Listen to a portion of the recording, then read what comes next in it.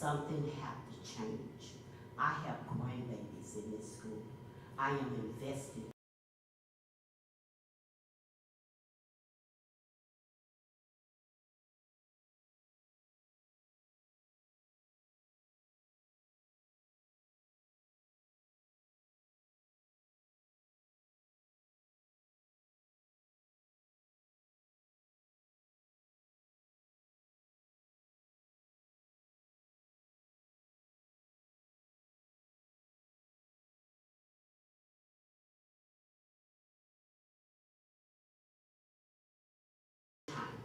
And they need that time.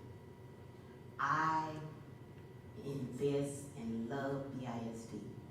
There have to be some changes, or we gonna have no teachers to teach our students. We're in the second week of school, and I look at the teachers, they look defeated, the staff, they look defeated, the children, they look defeated. I have invested 30 years in this school, and I have never seen it as down as it is right now.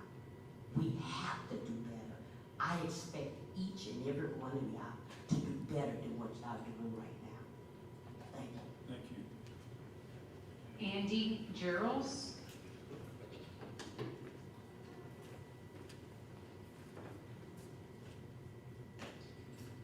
Superintendent Massey and members of the board.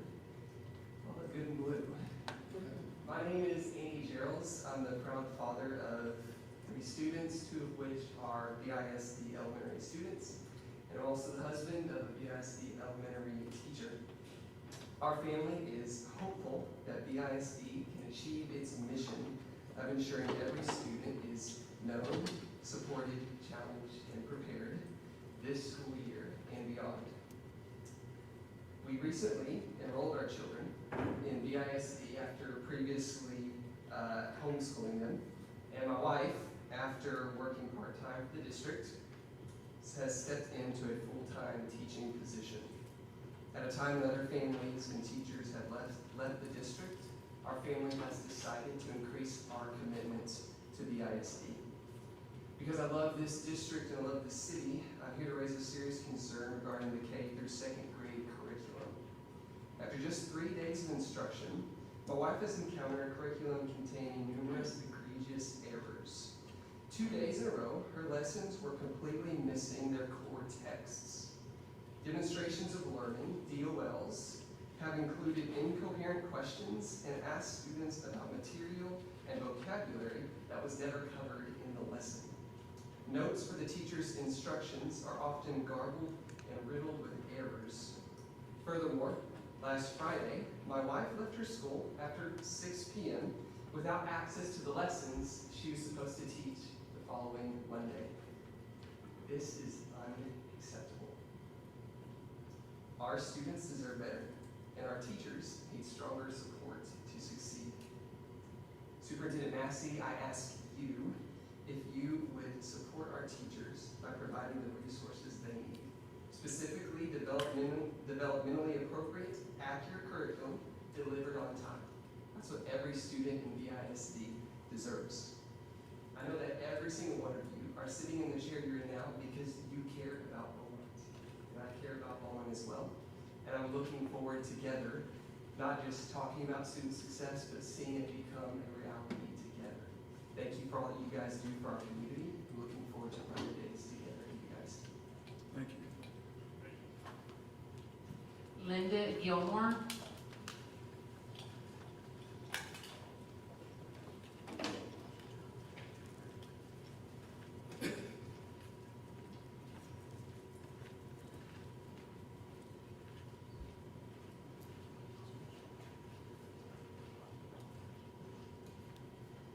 Linda Gilmore, retired teacher. After 2 weeks of waiting for a response from HR and several visits to the administration building about my concerns, I decided to apply to speak to the board. I finally got a call last night to discuss 2 of my 3 concerns. My substitute PIN number was given to me. My second concern was about my 200 hours of time dealing with my personal leave pay. I thought I was supposed to come to work every day I would have a decent buyout. Through my lack of reading in the employee handbook, the HR director showed me a full-time employee who was employed by the district before 1996 through 1997 would be eligible for payoff. So after putting in 200 hours, I lost all. Everyone needs to read and either use them or lose them, or go to AR and have it explained to them. Also, I hope everyone in my district gets a contract before September 1st, and they read each line before you sign it, and the handbook from beginning to end.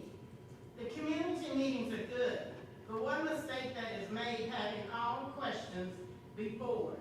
Let them who attended have questions to ask.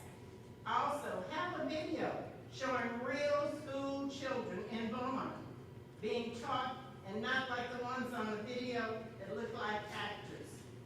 Parents of BISD, it is time to stand up and demand to know your child's, how he's being taught. Board members, you cannot be yes people all the time. Thank you. Thank you. Raymond Ford. Mark Gonnering. Oh, Raymond Ford's here, I apologize.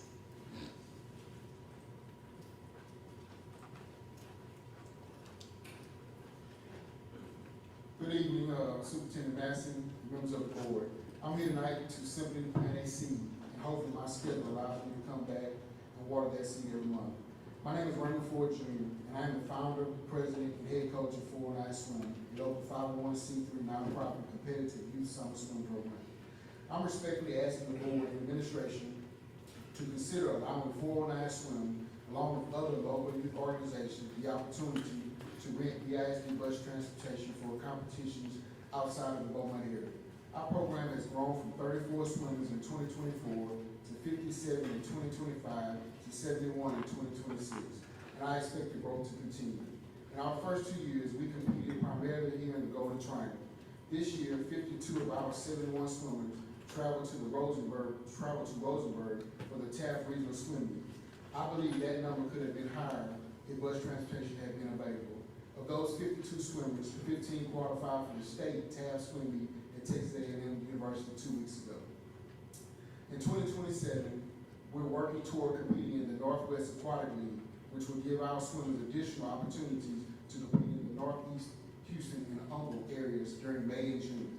The majority of our swimmers live in Beaumont and attend BISD schools, and several of our older swimmers represent Beaumont United and Westwood High Schools on their swim team. So while 409 Swim is a BISD program, the kids we're trying to provide these opportunities for are largely BISD kids. Transportation can be one of the biggest obstacles. Not every family can make repeated trips to Houston, Humboldt, or Rosenberg. And to be clear, we're not asking BISD to provide transportation for free. We're asking for our opportunity to rent the buses, pay the driver, associated costs, and meet the district's requirements. 409 Swim carries team insurance, and we're willing to provide whatever documentation BISD requires. Our motto is developing champions, building leaders. Swimming is the vehicle, but our purpose is bigger than swimming. We're exposing Beaumont kids to competition, discipline, teamwork, and opportunities beyond our immediate area. Tonight, I'm simply asking you to reconsider opening that door once again. Thank you for your time, your consideration, and for everything you do for the children of Beaumont. Thank you. Thank you. Mark Gonnering.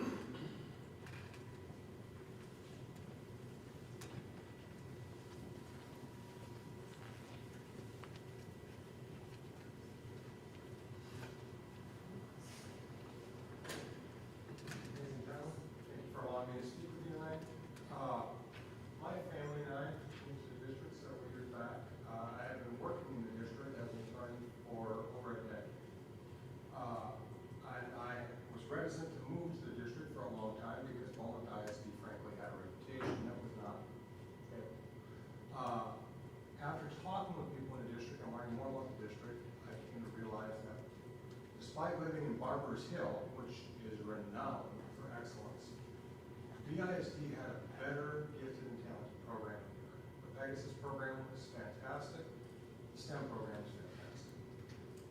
My students, I have a 17-year-old, 14-year-old, and a 12-year-old. My 14-year-old is starting 9th grade almost as a junior in Westbrook right now. My 12-year-old, 7th grade age, he took and passed the math test for the 8th grade STAR test last year, and he's in 9th grade math. He took and passed 7th grade English, 7th grade STAR test, 8th grade science. It's fantastic. If we lived in Barbers Hill ISD, we would not have this accelerated program despite their reputation for excellence. BISD is getting a bit of a bum rap because of some things that happened that didn't really apply to academics a decade ago. But that doesn't change the fact that these programs are very important, and I would like tonight to urge the board to do all they can to preserve as much of this excellence as is possible, because it is fantastic. And these are the very best things in BISD, in my opinion, and they draw people who actually care about academics in a way that most people can't understand. I will tell you that the first week of school has been a little rocky, but we have received great support from high-ranking members in the district, and we hope to continue to work as partnership with BISD. And I just can't say enough good things, and I just hope that you guys can preserve as much as possible. Please. Joseph Malbrough. Greg Landry.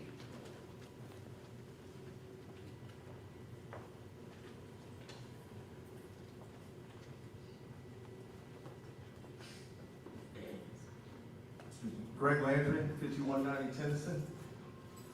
First of all, you might have to change the time of these meetings, since I teach at Westbrook in the Social Studies Department. I teach psychology and sociology. We can't clock out to 4:45, and luckily I was a student, I made it. But you might want to think about changing our Westbrook times back. Okay, let me start. I'm really here to address the board of managers only, and the public, to educate the public about some things. Don't really have time to say everything I want to say. I'm going to go real quick. Number one, the board of managers, you've ruined Westbrook. When I hired in under Nicholas Phillips in 2022, we were a D-rated campus. That's D as in dog. And we raised ourselves up to a C last year. Really, I think the state kind of screwed us over. We were almost a B. This year, we're a B campus. And now it's like you took all the work we did for 5 years, watered it up, and threw it in the toilet. I mean, I don't think y'all even know I don't think you really what's going on. I don't know if y'all talk to teachers, or if you consult with parents, or you consult with principals. Did you ask Mr. Phillips why he left? Or Paul Goebel at Vincent, who I used to work with at Westbrook, he left the district. He's now the principal at Lumberton High School. Mr. Phillips is at Hardin Jefferson. It's BISD's loss. Okay, I'm running out of time, let's go. The students hate the 90-minute block classes. We used to have 50-minute classes, okay? 90 minutes, they sit in a room for 90 minutes, they have a 5-minute transition. We used to have a 6-minute transition. Westbrook's very big. Y'all should come by and visit it. Come to my room, room 308, now I can show you how hard it is to get around the school. Anyway, I surveyed all my classes. They hate it. One girl said on the first day she liked it, and on the second day she said she hated it. Y'all couldn't sit in the room for 90 minutes 5 times a day with your only break is lunch. Plus, I'm a professional. I'm going to do what my bosses say. I respect my principal. I respect my assistant principals. But I only get a conference period every other day. Like today, I had to go from 8:30 to 4:30. Okay, I'm running out of time. The library's closed. We were promised the library wouldn't close. The library's closed. Kids can't check out books. I've got to move on. One problem I have, and it's nothing personal to the people sitting around me, but y'all are giving away money to a bunch of outsiders. I doubt any of these people are going to be in Beaumont when the TA leaves. Quickly, the top 21 people, I have a salary list, by the way, but anybody listening on YouTube, you can get this public information. The top 21 people are paid $4 million in salary. $4 million. I don't know where y'all get the money. I'm afraid we're going to go in the red like we did 10 years ago. I did a little percentage with figures. I don't know if it's accurate, but God bless you all. Thank you. That concludes public comment.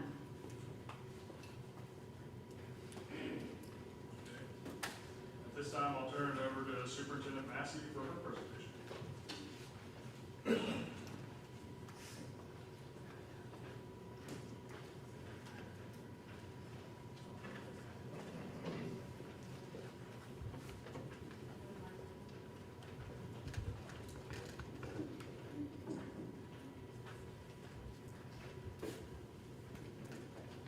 Hello, Board.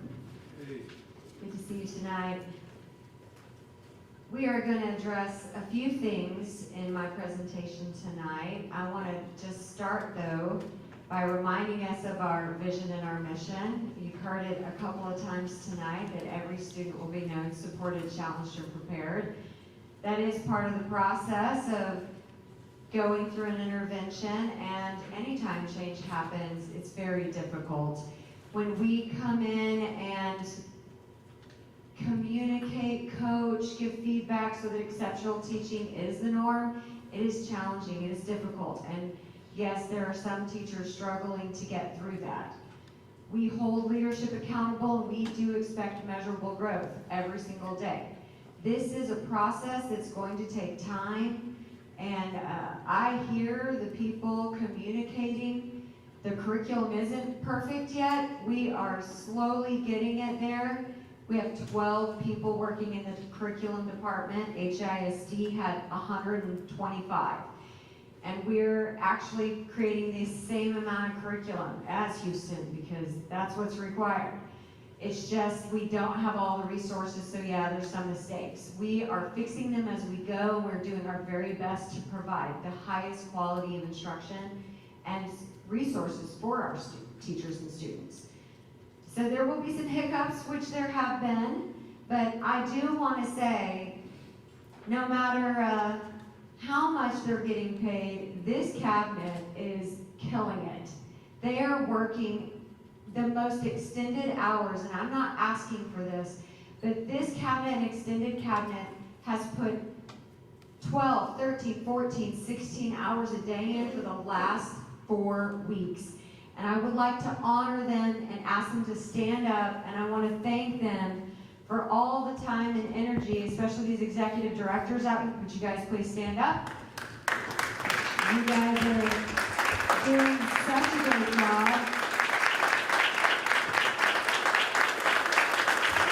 Everybody is. They are working unbelievable hours. They're solving problems every minute of every day, and honestly, the work could not be done. The transition could not happen without this team doing the work. It does take a lot of work, but I want to thank them because they don't have to be here, and they are. So we're going to look at the state of the district in a couple of different ways. I'm going to show you the official data, which is not much different than what I've been showing you all along. The actual number of DNF campuses has not changed. It's exactly what I've been reporting all summer. And each school's designation is what we thought it was. So I'm going to share that with you very quickly, and then we're going to move on so I can talk to you about both our leave policy and where we stand right now with absences. I also am going to touch on the Pegasus program so that you can fully understand why the program was paused and why it must be paused. So we'll start with the state of the district and a reminder of the goals. We set 2 goals so far. We still have 1 to go, and that's CCMR. So the first 2 goals were already set. But goal 3 here is the original goal set by the administration prior to us returning. It says the percentage of graduates that meet the criteria for CCMR will increase from 78% to 90% by 2030. That goal will have to be significantly changed because of changes in CCMR by the state of Texas. But what I do want to show you right now is where we stand based on the information we have, and I will let you know when I believe we'll have the rest of the information to complete this goal. So this is what I want to show you. These criterion down the road here, this is all the criteria that are ways that you can earn a CCMR point in high school. You can, up until this last school year, you could earn your CCMR point by taking and passing your college prep class, You could take a TSI test and meet it. You could get an industry-based certification, either as a completer or as a concentrator, and I'll explain those two things in a second. You could get your associate's degree. You could take a dual credit on-ramps or AP class to get that point. You could go into the military, or for special education, you would have to meet your special education requirements, and you also get your point. So there's a lot of ways to get your point. Right now, unofficially, we are at 85% CCMR with the college prep course. So what I did for you by outlining all of those areas in boxes, colored boxes, is so that you could see what's going away this year. So the red box, where almost all of our points are, is no longer allowable under the state law. So it won't be a point that will ever be used after the graduates that just passed us. Now remember, we're lagging a year. I'm going to keep reminding you of this. So the graduates that just walked the stage in 2026, we will not see their official data until next year. This is 2025, class of 2025. So all this information happened actually 2 years ago. And in a year, you'll see this year's group. So we had officially 1,074 students graduate.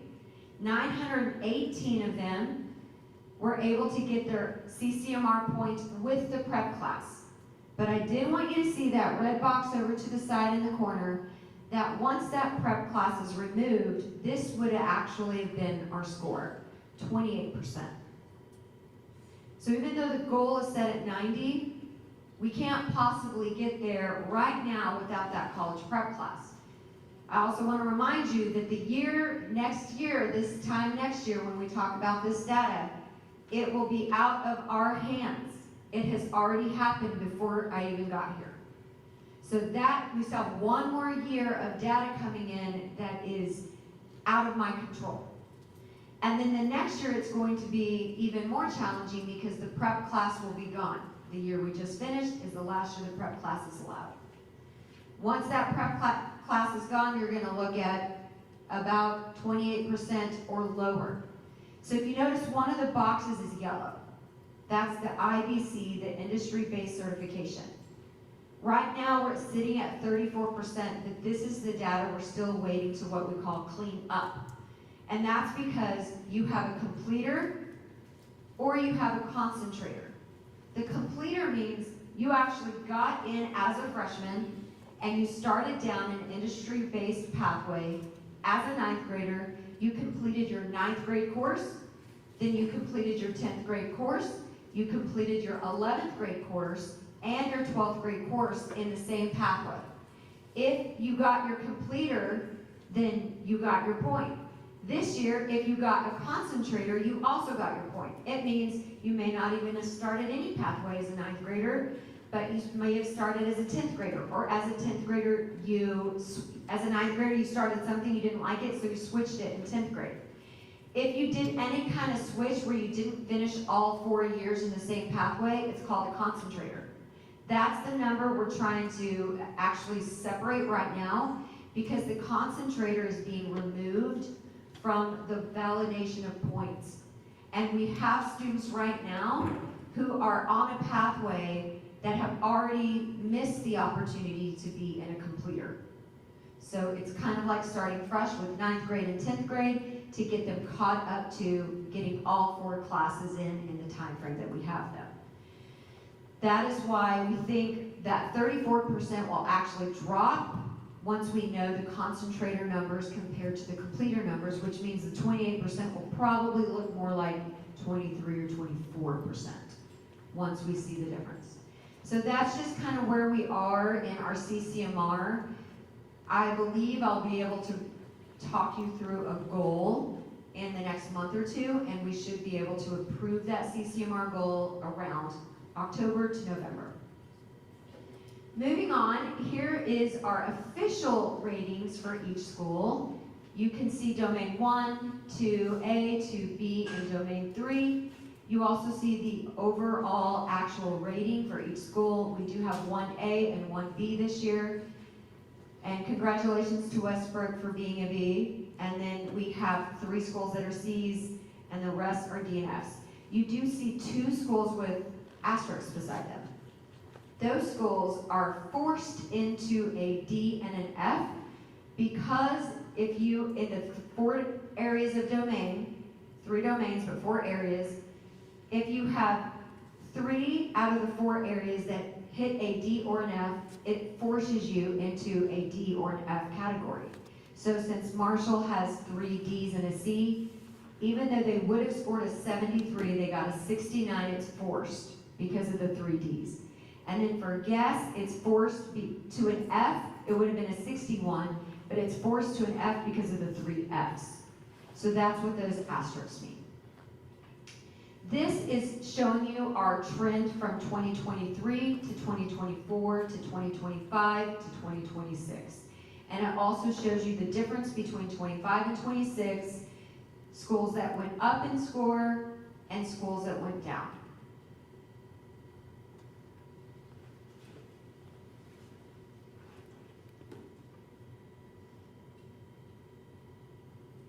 We have a long way to go. Before I move on, does anybody have any questions about the CCMR or the data I just shared that is official now? Yes, ma'am. Quick question, on the college prep class, is that a single class? Yes, it's a single class. And it's the same class that we've been doing for many years? Yeah, yes, ma'am. Thank you. And I'm glad you said that, it's a year lagging, a year behind. So it wouldn't be your body of work that would be seen. Yeah, and in a year, but of course, our body of work for this board is gonna pop up on the 3rd year, and it's going to be without the prep course. So it's gonna feel like a big hit.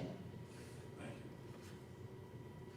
you. Okay, so the next thing I'd like to talk to you about is our leave policy. It's DEC local, talking about teacher attendance, leave, and student achievement.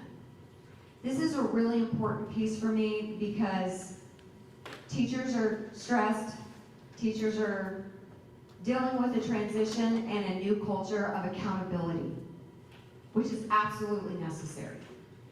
And I'm going to show you some data to help you understand why. For an employee to be able to take leave, it is a benefit. But teacher presence is a student benefit.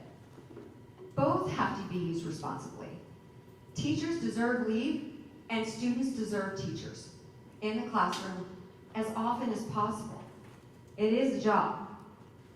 Teacher presence is an instructional resource, and repeated teacher absences definitely does reduce instructional quality. It reduces learning. There's a lot of research, but I'm going to take you back all the way to 2008, all the way back to, do teacher absences impact student achievement from the Educational Evaluation and Policy Analysis? All 3 articles I'm going to cite for you tonight say the exact same thing, that teacher absences negatively impact outcomes. Just 10 days of teacher absences negatively impact student outcomes. This one, particularly, they looked at 4th grade. This one, they looked at elementary school in general. And not only did it say it lowers student achievement, teacher absences, but even that bottom part, schools serving greater concentrations of economically disadvantaged students experience higher teacher absence rates. And that is what we're experiencing. And then this last one from 2026 called Addressing the Rise in Teacher Absenteeism.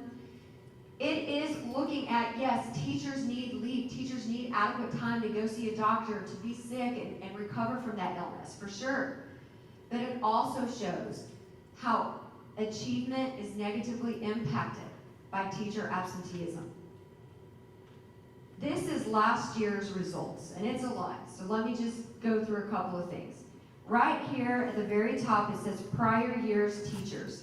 1,046 teachers from 2025 to 2026. There were 264 of those teachers, a quarter of our teachers, that took more than 10 days. And if you look at this middle section that says leave day distribution, 114 teachers took between 10 and 15 days, 30 teachers took between, well actually, here's it, 185 took between 10 and 15 days, 52 people took between 15 and 20 days, and 27 people took more than 20 days. Of all these people who exceeded their days, 157 of them are retained, they're back, they're still with us. That might be fine and it might not be.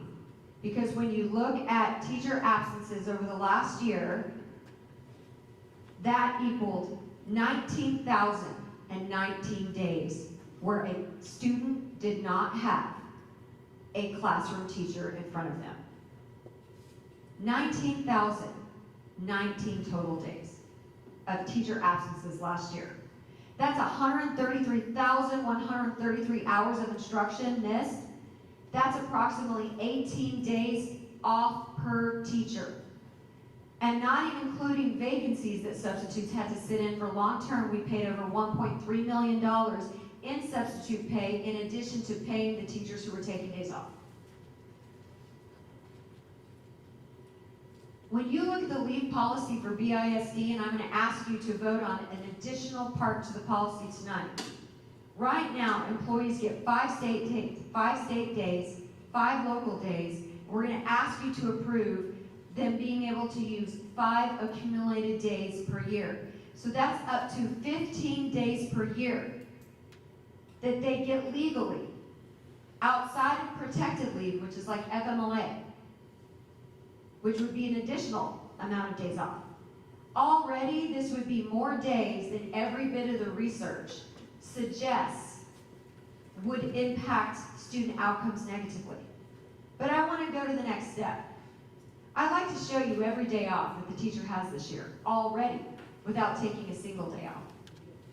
Already, they have 27 days off, and that does not include the June and July of 22 days in June and 22 days of July that they also get off. Already, it doesn't include the 10 to 15 days that we will give them through policy. It does not include protected leave, and it does not include those summer days. That is a lot of time off, and any business, any of your businesses, would let go of any person who got that many days off and still needed 100 more. We had 66 employees who took more than 100 days last year. Here's FML. Now, there are valid reasons to take FML, but there are also reasons where people are using it in a negative way and not legitimately. And I'll give you one example, without saying who it is. A person from my own team went to one of our doctors a week ago to get a regular checkup. As soon as the doctor saw the ID badge that said Beaumont ISD, he immediately asked, "Do you need a month off?" Because Beaumont ISD teachers need months off. She said no, she needed to get a checkup. He did not even give her an exam. He wrote her a prescription and she walked out the door. That is not okay. Last year, 2,770 days were used for FMLA by just 121 employees, and 97 of those were teachers. That's 9.2% of our teaching staff that took time off for FMLA. They averaged 28.6 days off per those teachers, 97 teachers averaging almost 30 days off, in addition to 5 state days, 5 local days, and accumulated days, and 27 other holidays. All of this impacts learning. So I made sure I did my due diligence because I am going to hold the bar high. I have the right that once a teacher, an employee goes to the doctor and requests FML from the doctor, I have the right to a second opinion of my own doctor's choice. We are going to follow that policy. BISD will pay to have a second opinion done to ensure that it is done right, under the right legal requirements. And we will follow through and deny leave that is not done right. And we will look at patterns of doctors who have just natural patterns of handing out FMLA, and we will disclude them, and if I have to, I'll take them to court. We are not going to play games with students' lives, and that includes FML. So there are two truths that we are going to hold at the same time.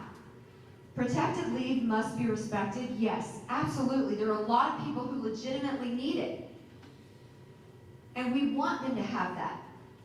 But also the 19,390 hours of lost instructional time is a reality that's hurting our kids. And if you don't remember, look back at the scores.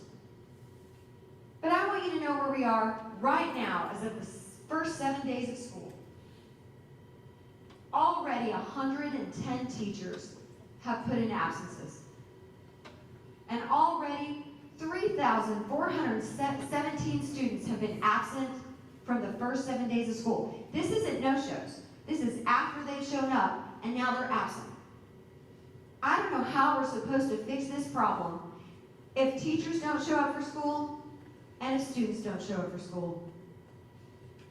So I want to show you something. This is Beaumont in 25-26. This is the percent of teacher attendance in Beaumont ISD from last school year.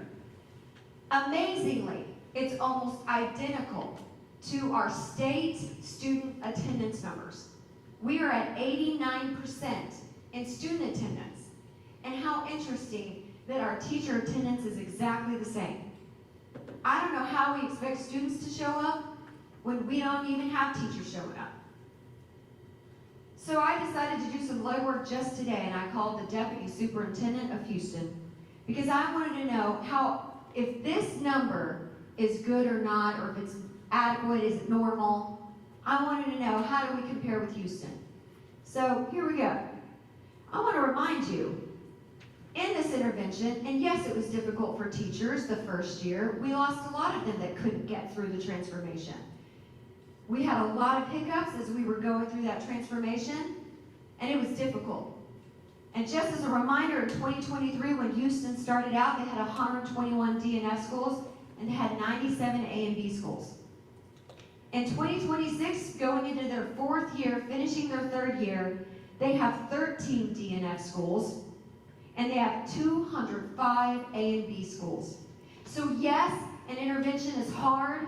Going through this type of transformation with a culture that expects high expectations, that you show up for your job and you do your job when you have 27 days off already. Yes, I have high expectations. But it gets you not just good scores. It means students are reading. It means students are doing math. It means they're getting scholarships. It means they are better prepared than they've ever been. And yeah, that took a lot of heartache on teachers that couldn't do the job or struggled through the job. And a bunch stayed and got through it. And they're better off because of it. Do you want to see what Houston's teacher attendance looked like last year in their third year of transformation? Here it is. 97% attendance on the teacher side. Showing up every day for kids, doing the job. That's what it takes. We did have 21 teachers here in BISD, 21 out of 1,047 that had perfect attendance last year. And we will be honoring them at the next board meeting because that is amazing. But it shouldn't be 21.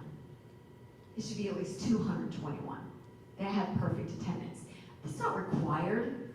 It tells me you care enough to put everything on the line for the kids that are in your room. This is not a job that is about adults. This is a job that's about kids. We said yes to getting them educated. That's what we said yes to. And that's what I expect. So listen up, parents. I'm going to hold teachers accountable, but I'm going to hold kids accountable. And I'm certainly going to hold parents accountable. I am not going to let up. So I looked up the policy, I looked up the state policy, and BISD doesn't have a very clear one. It just matches the state pretty much, but we're about to clear it up next month because I'm going to give you a regulation that we're going to hopefully approve. So I can set the standard for what is excused and what is unexcused. Just for an example, I had 2 parents call the superintendent's office last week, one child with 117 absences, wondering why his child is being held back, another one with 95 absences, wondering why they're being held back. Both of them had excused absences from start to finish. Not one of them held accountable for truancy. Unacceptable. Here's the policy in the state. Every 3 unexcused absences in a 4-week time frame is already moving you toward truancy. We will hold parents accountable. With 3,700 absences already, and I'm certainly expecting that to go up on Friday tomorrow, we are going to start holding truancy, and you can be sure you will see people in court over this. Because I'm going to set regulations that holds parents accountable to getting kids to school. There is no way we can do this job without teachers in front of kids and without kids in front of teachers. It's an impossible ask. So yeah, I'm going to hold the expectations high. And just as a reminder, that teacher in front of the kid impacts them. Look at our scores. We can't keep protecting adults. We've got to protect kids. This is real. This is not about adults. Well, actually, it has been about adults. But it's not going to be anymore. And I'll take whatever heat I need to take, because we have to make it about kids. Now, before I go on, are there any questions about the leave policy? I want to commend you for going in the direction, because there's a high correlation between teachers not being there and students not being there and having an expectation to learn. It doesn't make sense to me. 100 years ago when I coached and taught, I came to work every day. I probably made myself take a day off during the year because I had so many days you're off as a teacher. And I know things have changed, but if you're committed to work, you're committed to work. Thank you. I will say one more thing. Give me 1 second. I want you to know that I've been in schools every single day since we started school. I have been in classrooms. I have jumped in and co-taught right next to teachers so they could see what it looks like to model. I've seen teachers struggling and struggling and struggling. I've seen principals struggling. And I can tell you right now, I haven't fired a single teacher. I haven't even hinted at firing a single teacher. I'm not trying to fire any teacher, any principal. In fact, I've looked at this team right back here and I've said, if they're struggling, we have to point back to ourselves. I want us to figure out why we haven't given them the right support. We have to keep giving them more support, more support. It is not about being angry at them. It's about giving them more support. Our job is to bring them up, and if they will stay with us, we'll give them the support that they need. But it doesn't just happen overnight. It's going to take time. Lori? Well, I totally agree, and I think what you have said is really such a serious, serious problem in our community. I mean, the scores speak for themselves. What you said about the past absences, which I had no idea about, is shocking. Is shocking. And none of us, teachers, parents, should accept this. And what you're offering is, this has been a very, very big change, and an institutional and cultural change. And we owe it to our community and to our children. Only a third of the whole BISD kids are at grade level in reading, less than that in math. How can industry come here when there is nobody to hire? This is so serious, and your efforts to start at kindergarten, first and second are right on target. hopefully in 3 years, we'll see the fruits of that. I understand that there are probably some issues with curriculum building, as was mentioned today. I have confidence that that will improve, but it is such a drastic change. Everybody just has to ride the tide. This has to happen, because if it doesn't, we can't keep this up. This is something worse will happen to all of us in our community. Thank you for what you're doing, and thank you to all these teachers who are hanging in there. I agree. We need you, and we need you to create an atmosphere too where children want to go to school. And that's hard. That part of it is super hard. But hang in there with all of us. Sandy, you had mentioned that they have 15 days of accumulated, 5 days of, They have 5 days of state, 5 days of local, and then if they have been in the district long enough to accrue days, then they can use up to 5 in 1 year. That's what I'm asking you to vote on tonight. got it. I've been reading just on social media and people have been saying, a lot of times what people are saying is they don't have any opportunity to go to the doctor because you've extended hours on the front end and on the back end, and they don't have a lot of freedom. Is this the time that they would be able to use that, or maybe the summertime? Like, can you maybe just clear that up for me, because what I'm hearing? I mean, generic doctor appointments, a lot of the time, if it's a female appointment, you literally can't go until a year later. You have to wait a full year. That would be one of those appointments that's difficult, because if I go on a Monday this year, I need to go on the Tuesday the next year, and then the Wednesday the next year, and the Thursday the next year. It's just a difficult one. But that's why you have 5 days in state and 5 state, 5 local. You have 10 days. But you also have, I mean, I plan doctor's appointments when I'm off in the summers. There are thoughtful moments where you can plan ahead. You do have 2 months in the summer, unless you go to summer school and you're coaching summer school or teaching summer school, and even then it's shorter days and not a very long time frame. So the idea would be is just plan ahead. Plan ahead. Plan ahead. And not everything can be planned ahead, but that's why you do have 5 state, 5 local, and you have 5 accumulated if you need it. For the emergency or Yeah. something needs to. And listen, we're not crazy.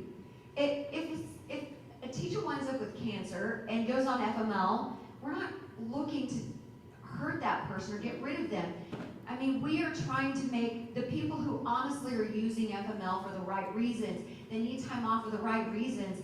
Yes, you need time off, but if you need a mental health day every other week, this is not the job for you. You picked the wrong profession.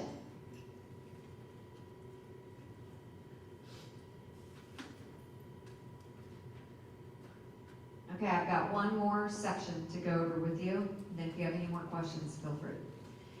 Let's talk about the legacy of Pegasus. What most parents don't understand is that Marshall STEM, Pegasus, at Odom, the elementary programs that are leading into those are actually what we call credit by exam. So students have been offered a test, and then the test allows them to either skip a grade level, or in most cases, skip a subject in the next grade level, or 2 subjects in the next grade level, or 4 subjects in the next grade level. So when I realized that Pegasus is a tested program where kids test, they skip subjects in a particular grade level to jump them, then I had to do my due diligence and look up policy for how credit by exam works. Once I did all the deep dive, I paused the program. So what I'd like to share with you tonight is first the information that I gathered, and then the next steps so that this board can do its legal duty to set up credit by exam legally for the upcoming school year. Pegasus will not ever be what it has been, and you're about to see why. Because of the legal ground that Pegasus stands on, let's talk about state legal, this is under legal, state legal requirements that allow students to be able to skip a subject or a grade level. We're going to start with just subject, like a specific course. Here's what must happen. This is under Texas Education Code 28.023 and 19 TAC 7424. You guys can look it up. It's really easy. AI will pull it up for you really fast. It must be an official exam. So there are only 2 universities in the state of Texas that are allowed to be used. It's the University of Texas at Austin and Texas Tech. Those are the only 2 places you can purchase the exam to provide to students. You can, however, develop your own. If you do develop your own, you have to follow rules. Your development process for creating the test must be made public. You cannot use a single question that has ever been published anytime, anywhere, ever. It has to be an original test question that has never been used. Also, board approval is required for an original test. It means all of the board would have had to look at the test, have all of the checklist of how you know every question is an original question, and you would have to approve the test. If the test changes, you then have to approve it again. These are all things to create an official exam experience. In addition to that, the students must pass at 80%. That is a state requirement, 80%. This includes every single standard tested for the course you're trying to skip. So if I'm a 5th grader, because this is the example we're going to use today, is 5th grade. If I'm a 5th grader taking a credit by exam to skip 6th grade courses, I would take all the tested standards for 6th grade to prove that I know them at least 80%. That would allow my 5th grader to jump over the 6th grade and into 7th grade, or a just content for math or ELA or science or social studies. It is about 100 questions that both of the state of Texas schools use, 100 questions, and it is a timed test. So we also have to prove our practices align with that. And then afterwards, we would have to publicize our results. We have to publicize our practices for creating the test, publicize how we tested the testing environment, and then we have to publicize, you would have to have seen it, so would the whole world, the number of students scoring at a 70% and the number of students scoring at an 80% because the state of Texas does an audit. It's a round-robin kind of audit, so at some point, Beaumont ISD comes onto the audit. And we have to be able to prove that the kids who skipped courses scored an 80%. That's legal. So that's just a single course. To skip a whole grade level, it's the same as what you just saw, but there's more. You have to then take all 4 of the core class exams. You have to take math, science, social studies, and ELA. All 4 must be taken, and all 4 must be scored at an 80%. If even one isn't scored at an 80%, you cannot leave the grade level. The testing windows, every exam has to be offered 4 times a year, and students can attempt an exam each testing window. They're about a 3-month period. So in 3 months, you can take the test 1 time. If you get the 80%, great, you've already done it. If you don't, then you can take it again in the next testing window. For the testing windows, you have to hit 80% before the first day of the new school year to leave a subject or grade level. And for science and social studies, it is also required to take that test to skip a grade level. You can't just assume science and social studies. So these are all the state requirements. Let's talk about where BISD failed. We used our own exams. We used all items that were previously published. We set our own cut scores. not 80%. We set the cut score at 40%. We allowed students to leave content that scored below our own cut score of 40%.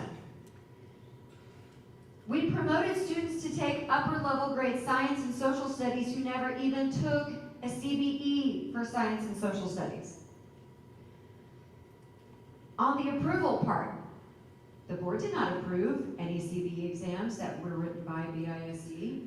There was no report ever found in the last few years that we looked back. No report of testing reliability was publicized for how we gave the test, where was the testing environment, what was the time frame, were all the TEKs tested, and no data was publicized to show the number of kids who scored at 70 or 80%. So basically we followed none of the rules. So I want to unofficially report to you. You should have had an official report, but if you had, you would not have been able to approve it. So let me unofficially report to you using our current 6th graders who were 5th graders last school year. We had 77 5th graders that were given a credit by exam to be in the Pegasus or Marshall STEM program. I want you to know the test that they took. So this, remember, these are 5th graders, they have to take the 6th grade test. In the 6th grade test, all 6th grade standards for math, there are 52 of them. Remember, one of the rules is all 52 must be tested. You cannot skip a single standard. We tested 13 of the 52. For the 7th grade, some students, by the way, some of the 5th graders also took a 7th grade CBE. And so now, instead of just being in a 7th grade class, they skipped all the way from a 5th grade to taking Algebra 1. So on that 7th grade test, there are 43 standards. We tested 7. So already, so far off the mark. Here was the ELA test. There are 78 standards that must have been tested on our test. We only tested 15 of them. Now I'd like to show you the 77 students and their scores. Can I ask a question? Sure. Who allowed for this to happen? The last administration. If we were to have been caught doing this, what would happen? We would not, if it had been caught, it would have to have been put a stop to. So I self-reported to TEA myself because we were doing everything wrong. And luckily, they're giving us like a chance to do it right as a new board. So I don't know exactly what would have happened. They would have had to do it right. And probably grandfathered the kids in that I did. So the 7th and 8th graders were grandfathered in who already were in the program. They got to keep moving forward just like they are. But the 5th graders I did not allow to move forward. And you're about to see why. So even though I covered the names, and these literally are the names on this black box, I just put a black box over them so you couldn't see the names. I want to just give you a little bit of information. See this yellow circle right here that says all ELL, ELA, SS, and math science. So if it says math science, it means they were promoted in math and science. If it says all, it means they were promoted in math, science, social studies, and ELA. All 4. If it says ELA and SS, they were promoted in ELA and social studies. So this just gives you context to this particular student. They scored a 17 on our fake ELA test, and they were promoted to math and science. They scored a 43 on the math test, and they were promoted to skip the grade level. You guys hear what I just said, right? This kid scored a 17 on our own fake test and a 43, and they were still moved up a grade level. These are current 6th graders that would have skipped 6th grade math and jumped to 7th or 8th grade. These are all their scores in this group. Not a single one hit 80% in ELA or math on our own fake test. But some of them didn't even hit our own grade level, their own cut score of 40%, and they still passed them. Of the 77 kids who took the test, every single kid jumped over 6th grade. Every kid. So here's the next group.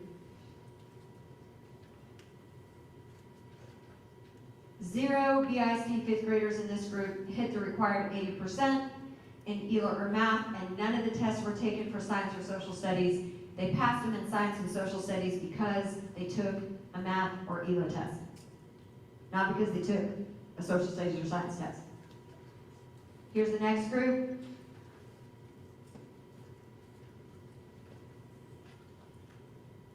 Zero BISD 5th graders hit the required 80% in ELA or math, yet they were promoted, many of them, in every subject. You're talking about parents who should be mad, but they shouldn't be mad at me. They should be mad that the system allowed their kids to take a fake test under fake circumstances and gave them a fake jump, told them a story that wasn't real. It doesn't help kids. There's a reason why it's so hard to do credit by exam, which I will show you in a second. Now this group, this last group of kids, happen to have a group of 21 students that hit our fake 80% mark. But, I mean, like I said, we didn't test all the standards.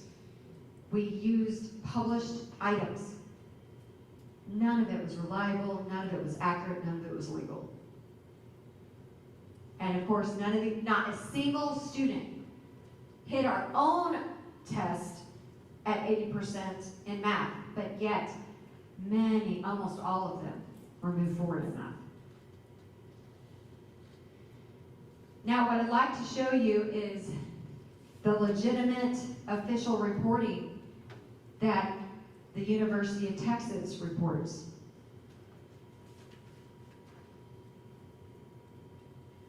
This is their real reporting. By the way, in your notebook, you have the full report.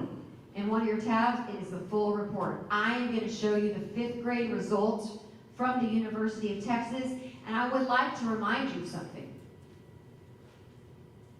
Beaumont ISD tested 77 5th graders for credit by exam. The entire state of Texas tested 74 on an official exam. 74. Somehow the city of Beaumont beat the entire state of Texas in the number of kids that were allowed to take a credit by exam. They have to be approved. There's a reason why not every kid just gets to take these tests. You have to have a certain number of scores, you have to have a teacher approval, you have to have school's office approval to even take the test. That's why it has to be official. And look at the percent of kids who passed out of those 74, 9%. In the state of Texas, officially, only 9% of the 74 kids actually hit 80%, yet all of BISD 77 got to skip the grade. That's ELA. Here's math. 0% of 5th graders hit the 80% mark on our math exam, yet 53 were advanced. There were 501 testers for math. Only 39% in the entire state of Texas passed. Of course, you guys know for social studies and science, none of our kids even took an exam. Yet 53 were progressed in science, and 53, well actually this one is off. That is the same as this one. 69 were promoted in social studies. This is why I paused Pegasus. Yes, there are a group of parents who like that their kids are special and privileged and traveling up together through this Pegasus cohort. That is a lie. That is false. And that is getting them there through illegal means. And yeah, I'm putting a stop to it.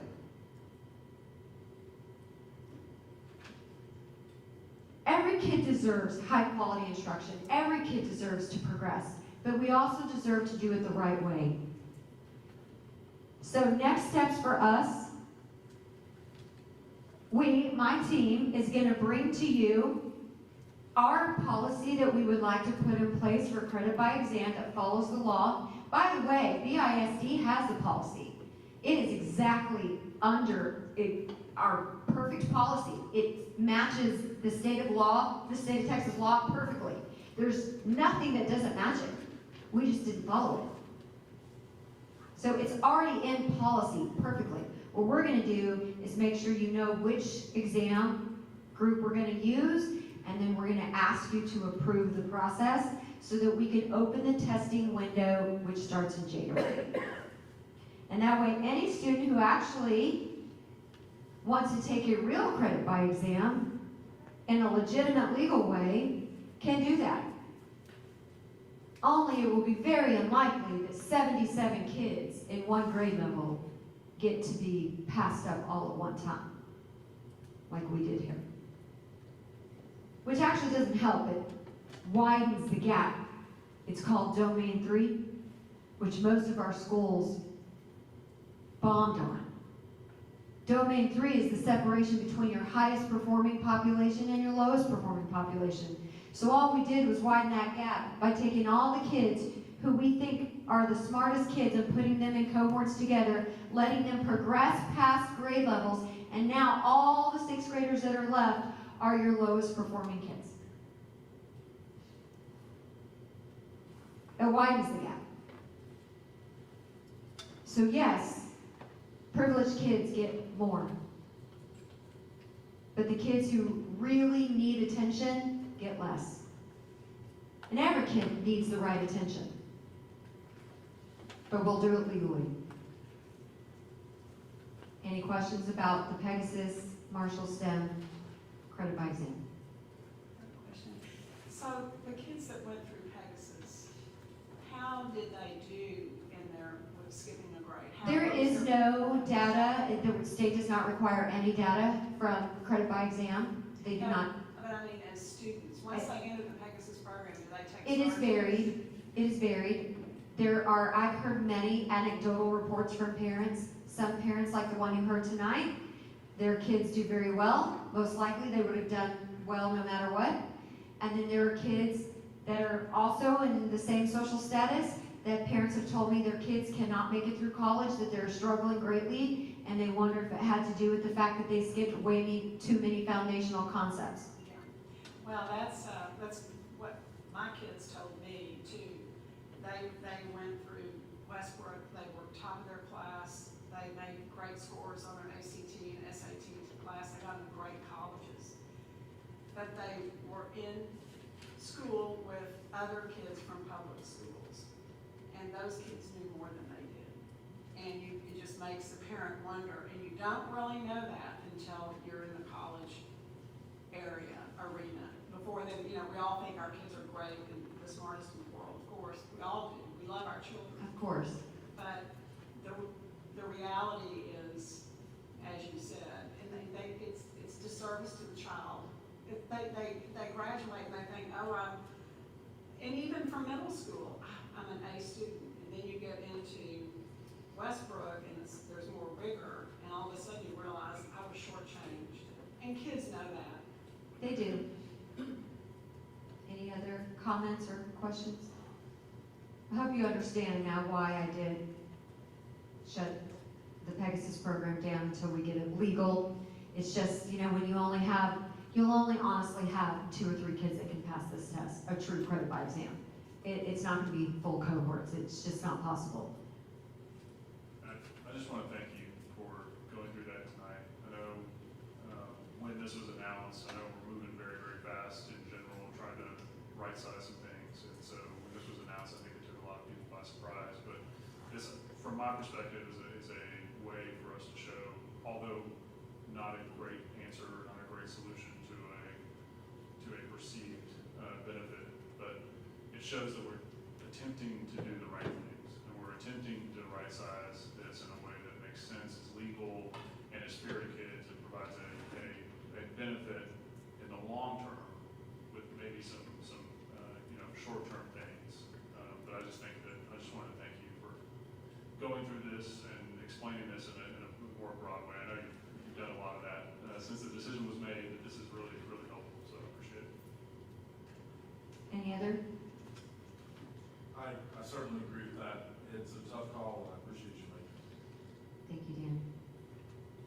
I just appreciate you and your team finding it and putting a halt to it and getting us back in state standards. Thank you. And that is the end of my presentation. So I would like to invite, I think, Rachel back up.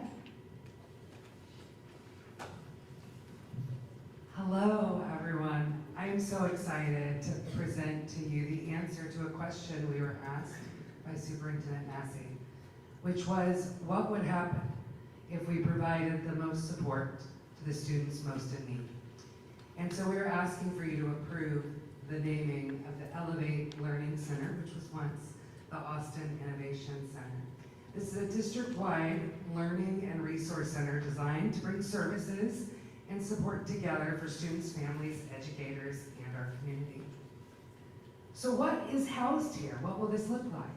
So the departments are Pathways, which I'll talk about more in a moment, as well as our entire curriculum and instruction team, our educator learning and professional development, health services, our BMT ISD police with outfitted facilities that are purposely built for them, and ELI, which is an incredible program for our aspiring principals, assistant principals, and teacher leaders who are dedicated and committed to serving our future BISD students. As you can see, we have articulated all of these departments and where they lie. There are a couple of areas that are shared spaces, and that's meant to encourage collaboration through all the departments. And when we go through and think about what does connected support mean, it means that all students should receive high quality instruction, intervention, and support. It means that our families should be able to have classes, resources, and opportunities that strengthen them. It also means that that support has to have proximity. If it's far away, it's not going to give access to students in need in the same urgency that we are committed to bringing. And finally, it means that you aren't alone. When we say you are known, it means that truly here. We want you to come together and have support in a way that is meaningful, purposeful, and can possibly change trajectories because we're supporting not only the students, the parents, but the communities who are rallying behind them. Pathways is going to be located here, and I want to talk very intentionally about Pathways. A mistake does not define a future. Think for a moment about your youth, everyone, and the choices that you made then that could have dictated your entire life and future. And what would have happened if you were defined by that moment? Would you be sitting where you are now? This is about returning students back to their trajectory. This is not about permanent placement. This is not about defining a student by one moment. It is about saying, we are here for you, and we're going to show up for you. We're going to support you, and we want you to transition back. When you have demonstrated the requirements that are needed for reentry, we want that for you. We want you in your schools, with your communities, your athletics, your fine arts, and the people who lift you up. But we have to be intentional. And so when we're looking at the work that is coming and the benefits, I talked a little bit about some of this and how it connects to our vision to be known, supported, challenged, and prepared. But I want you to think about this idea that when students and families succeed, an entire community can thrive. And what if you were welcomed? What if you had stronger connections between students, families, and the district? What if you had greater access to high quality instruction and resources? What if all those services were in one location? And what if the support was right on time and right in front of you? How could that change lives? So as you consider approving this name change and approving the vision of where this can take us, I hope you will consider that known, sporting, challenge, and prepared, we're saying it because we mean it. Because that means we have to show up and put our beliefs into action, and that is the goal of the Elevate Learning Center. Are there any questions? Thank you.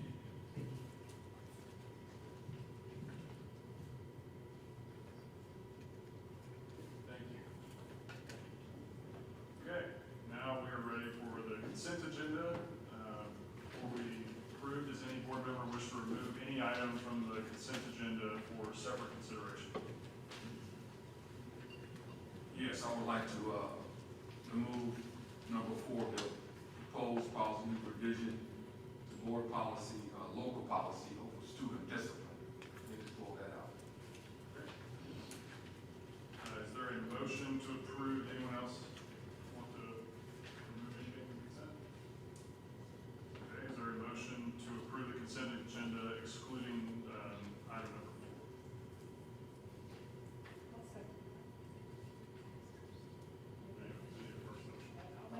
Okay, any second? Okay. It has been moved by Mrs. Leeser and seconded by Mr. Parker to approve the items on the consent agenda except for excluding item number 4. Any discussion?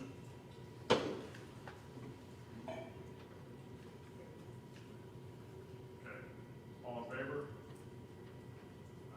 Any opposed? Okay.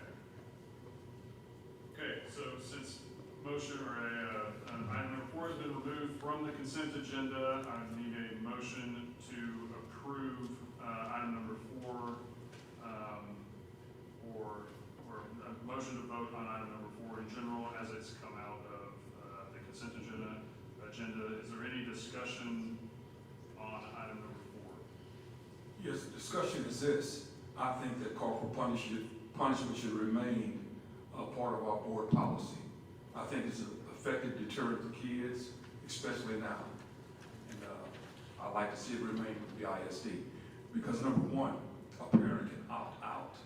If they don't want their children paddle, they can send in a permission slip or whatever, do not paddle my child. There are many parents that want and need corporal punishment for their kids. And I think it should remain. Thank you, Mr. Lewis. Is there a motion on number 4 to approve? I motion that we approve number 4. Okay, is there a second to approve item number 4? All in favor? Aye. Any against? Right here, against. Okay, motion carries. We will now move on to our action items. So Superintendent Massey.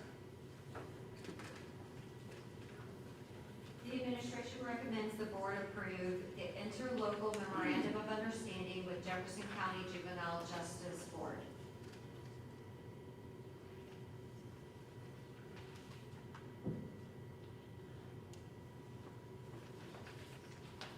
Are there any questions or discussion from the board?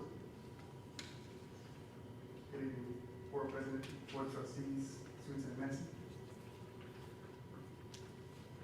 Jefferson County Juvenile Board operates the Juvenile Justice Alternative Education Program, JJAP, to provide educational services for students who are required or eligible to attend the program.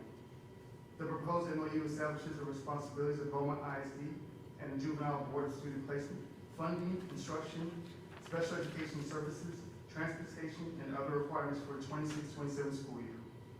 The agreement is effective September 1st, 2026 through August 31st, 2027, and allows the district to continue participating in Jefferson County JJAP in accordance with the state requirements. Approval of this MOU ensures Beaumont ISD can continue utilizing Jefferson County JJAP for eligible students through the 26-27 school year, while clearly defining the district's responsibilities for placement, funding, and educational services in accordance with state requirements. I'll answer any questions. Thank you, Mr. Stella. Any questions?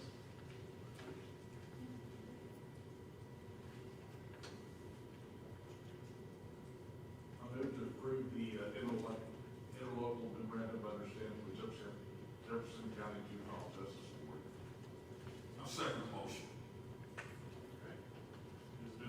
Mr. Parker and seconded by Mr. Lewis to approve the interlocal memorandum of understanding with Jefferson County Juvenile Justice Board. Is there any further discussions or questions for Mr. Sotelo? Okay, hearing none, all those in favor, please raise your hand and say aye. Aye. Any opposed? Motion carries. The administration recommends the board approve the interlocal MOU for partnership with Minnie Rogers Juvenile Justice Center. Beaumont ISD and Minnie Rogers Juvenile Justice Center collaborate to provide educational programming and transition services for BISD students placed at the facility. BISD provides instructional staff, technology, academic programming, and student services, while Minnie Rogers Juvenile Justice Center facility supervision and transition assistance. This agreement supports continuity of instruction and helps students earn credits, progress toward graduation, and successfully transition back to their home campuses and communities. No payments between the parties are anticipated. Any questions? I will say one thing about Minnie Rogers. I think we've had this partnership for a while, but Minnie Rogers, you know, is the jail for youngsters. And we not only support BISD students there, we have 4 teachers there, we have a principal there right now. If you approve the MOU, we will continue that, but we also support all the Golden Triangle students who go there. So it really is a huge community benefit, and I certainly hope that we stick with it. Any other comments or questions? Yes, I think we do very well with that. We even take on the same responsibilities from Hardin County, Orange. You have people from Sabine Pass, Port Arthur, that goes to the facility that we have, yes. Is there a motion? I move to approve the interlocal MOU for partnership with Minnie Rogers Juvenile Justice Center. I second. It has been moved by Mr. Graves and seconded by Mr. Parker to approve the interlocal MOU for partnership with Minnie Rogers Juvenile Justice Center. Is there any further discussion or questions? Okay, hearing none, all those in favor say aye. Aye. Any opposed? Motion carries. The administration recommends the board to approve the official designation of Elevate Learning Center.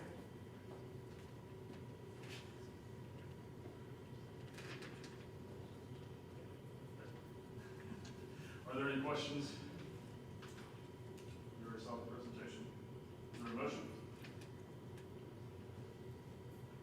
I'll make a motion to approve the interlocal MOU for partnership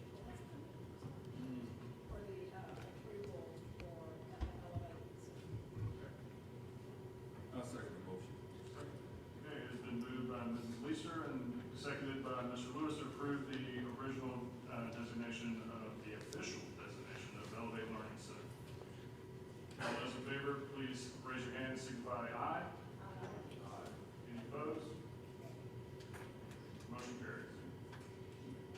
We have another one, but I'm gonna have Cheryl Hernandez do a little bit of a presentation for you, but we're gonna ask that I recommend that the board take action to approve an order authorizing the issuance of the district's Unlimited Tax Refunding Bonds.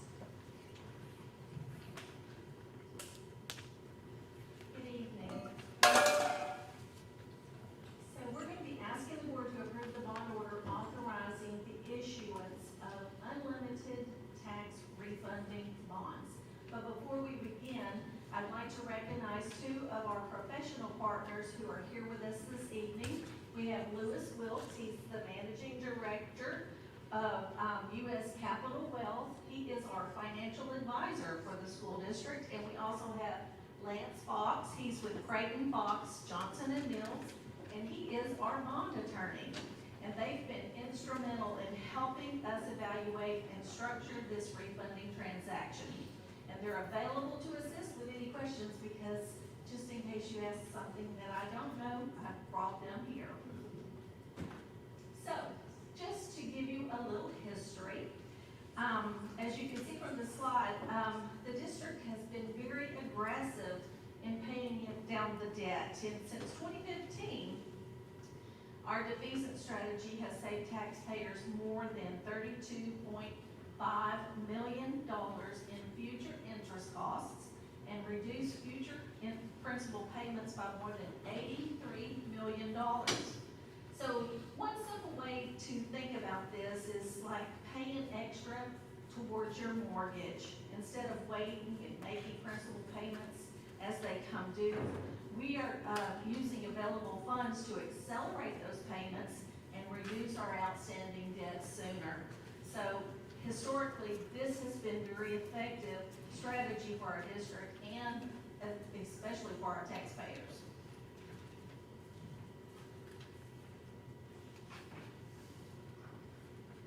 So,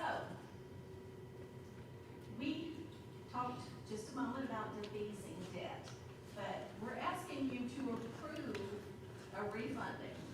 So, if the defeasance has worked so well, why are we changing our approach? Okay, so the answer is that the law changed. Senate Bills 4 and 23, they changed how we receive funding from the state. So under the new requirements, the district needs to maintain sufficient current year debt schedule relative to its state and local debt service revenues in order to receive the full amount that the state is offering through the ASAHI funding. And because of that change, our traditional cash defeasance strategy is now less advantageous because we're going to be giving up state aid that helps us pay our debt. So for fiscal year 26 through 27, we would estimate that we would lose about $850,000, or it could be at risk if we didn't do it this way. So rather than completing the cash defeasance, we're proposing the refunding transaction. And we're not changing the overall goal of the responsibility. We're still trying to pay down the debt and manage to reduce the district's debt, but we're just changing the method to comply with the new legislation. And it's not to increase the financial burden on the district, because we're actually going to do a refunding and we're going to pay it off this year. So it's just to restructure the debt payment so that it's a part of the debt structure and to keep that $850,000 that would otherwise be lost. And you know how I hate losing money. So these were the bid results that came in. Our financial advisor conducted a competitive bid process for this refunding issue, and we received 2 bids. The primary number that we're looking at when we're comparing the bids is in the TIC, and that's the true interest cost. So it gives an overall measure of the cost of the financing, and it allows us to compare the bids on an equal basis. Am I doing a good job? Lewis has taught me a bunch. So PNC submitted the lowest true interest cost at 3.8151% compared with 4.0072% from the other bank. I don't know how to say that word. So based on that measure, PNC provided the most favorable bid to the district, and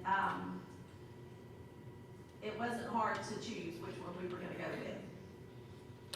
So this slide summarizes the refunding transaction that we're going to ask you to approve tonight. But most importantly, you need to look at the transaction that we're going to generate almost $2.2 million in savings. So that's savings to the taxpayers. The refunding bonds will mature, they will mature April 15th. That's once we have our tax collections come in, and then we will make these payments, and that's gonna take off an additional $11.6 million of eligible debt in 26-27. Let me just take a pause. So that timing is intentional. So it allows us to align that current year INS and state revenues with current year eligible debt so that we don't lose out on that funding through the state. And so with the board's approval tonight, they're going to go ahead and do the closing transaction on September the 16th of 2026. So finally, let's look at, to put this into perspective, this transaction, let's just go back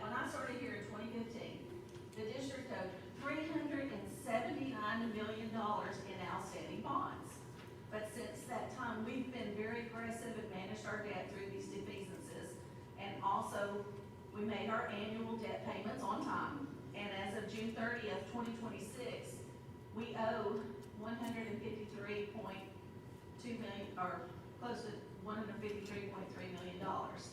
So after this transaction and our scheduled debt payments for 26, 27, we're gonna owe about $131 million.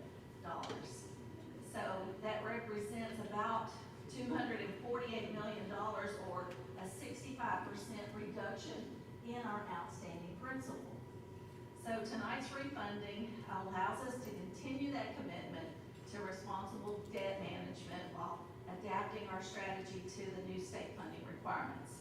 And with that, I'd be happy to answer any of your questions, or I might have Lewis or Lance answer them. Yes, I have just a simple question. Are we refinancing the loan, the bonds? So, kind of, sort of, but not. Okay, So- make it simple for me so I can, a little bit, just real simple. So come on, Lewis, I'll let you answer that, because, you know, he's our financial guy, and he understands this, because when he brought it to me, and I was like, what? You know, and I was thinking, how in the world is it's gonna work, but you can probably. Louis is the man. Thank you, my pleasure to be here with you tonight. Essentially, what we're doing is accelerating the debt. Debt that is paid off, would be paid off in the next 4 or 5 years, we're moving it up into this coming fiscal year. And paying it off quicker, which is generating the savings, but, and also we're able to keep the assignee funding that we want to keep. So it's a refunding transaction, but instead of keeping the debt as it normally is, we're moving it up into next year, or this coming year. Right. So we're borrowing money to pay money off, and it's costing us a tad bit to do that. Okay. I just have to say, like, how grateful I am to have Chief Cheryl Hernandez, because this is all her. She has, I mean, obviously she has help, but she is so financially fiscal. She says no. I mean, her rap name is CF No. So we joke about rap names around here. But Cheryl has done such a great job. I'm so grateful for you, Cheryl. We would not be where we are if it weren't for you. So thank you.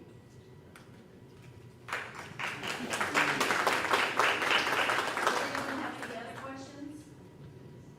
This is rather simplistic, but, am I to understand that there are several pockets and the payment pocket is totally different from the school operations pocket or the teacher's pocket? So, you know, when somebody looks at it and says, well, why don't we pay teachers more rather than pay the bond down?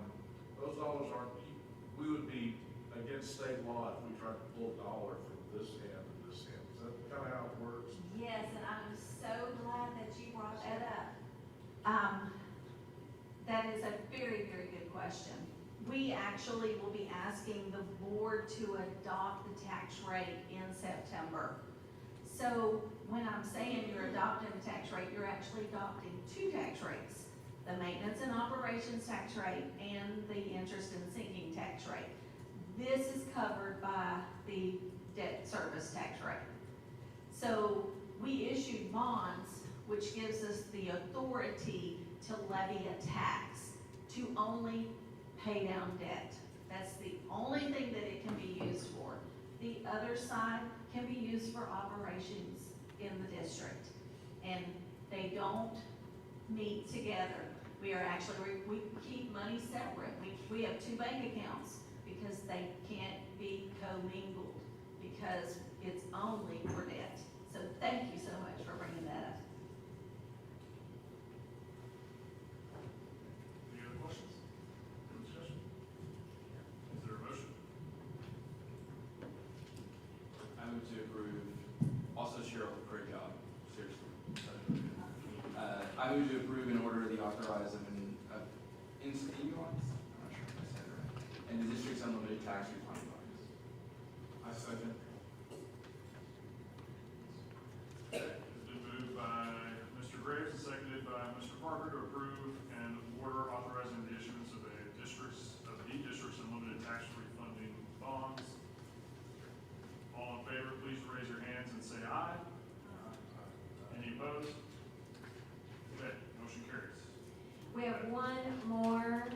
going to ask you guys to recommend to approve, and that is the interlocal MOU for partnership with communities and schools. Mr. Sotelo will give you a little insight. Good evening, I'm back. Good to see you guys again. All right. Beaumont ISD proposes a partnership with communities and schools of Southeast Texas to provide integrated student support and college career and military readiness services at Beaumont United High School and Westbrook High School during the 26-27 school year. Communities and schools will provide 2 full-time site coordinators to support students with post-secondary planning, FAFSA, TSI completion, career and military exploration, scholarships, and other individualized student needs. The program also includes access to mental health services and ongoing performance monitoring. Any questions? Questions or discussion? I've seen it in practice, and it's a huge benefit to our students. And for those who don't know about it, it helps them in so many facets to get to the point to where we're trying to get to where our kids are educationally stable to make those scores. So I, for one, definitely. That partnership will be only with the high schools, correct? Correct. Focus on CCMR. Yes, sir. Correct. Thank you. Okay, is there a motion? No, I love the program. Motion. I move to approve interlocal MOU for partnership with communities and schools. Okay, is there a second? I second that motion. Okay, it's been moved by Mrs. Leister and seconded by Mr. Bridges to approve the interlocal MOU for partnership with communities and schools. Any further discussion or question? Okay, hearing none, raise your hand and say aye if you approve. Any opposed? Okay, motion carries. Thank you. Thank you, Mr. Stella.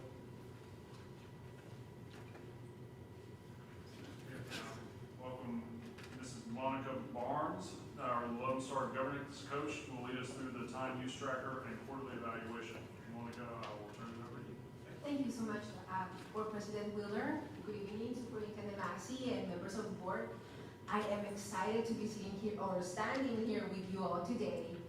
We are going to be engaging for the first time in our time use tracker and our quarterly self-evaluation. You all have been also very busy setting up student outcome goals. Last month, you adopted the district vision. You adopted your third grade reading, third grade math goals.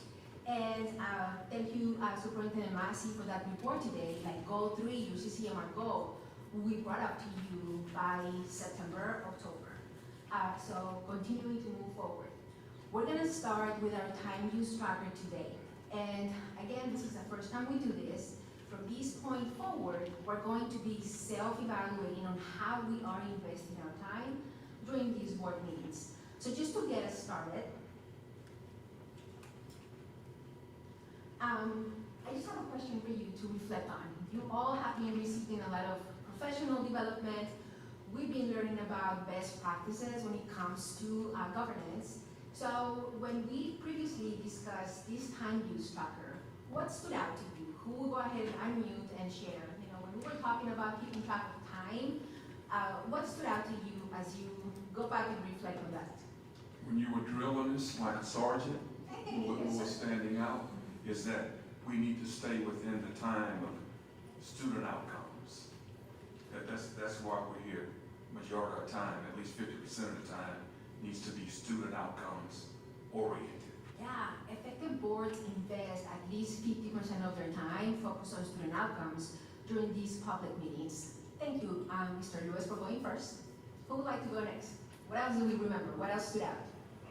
I think it holds some level of accountability for really us at any board, is this idea that you don't get kind of hit with the minutia and you know, allow all these different things to come in that don't have anything to do with student outcomes. So that's my takeaway was you know, really spend this time focused on everything that we can do to help improve student outcomes, improve student behavior, improve student you know, understanding, and it's just, to me, that was kind of an eye-opening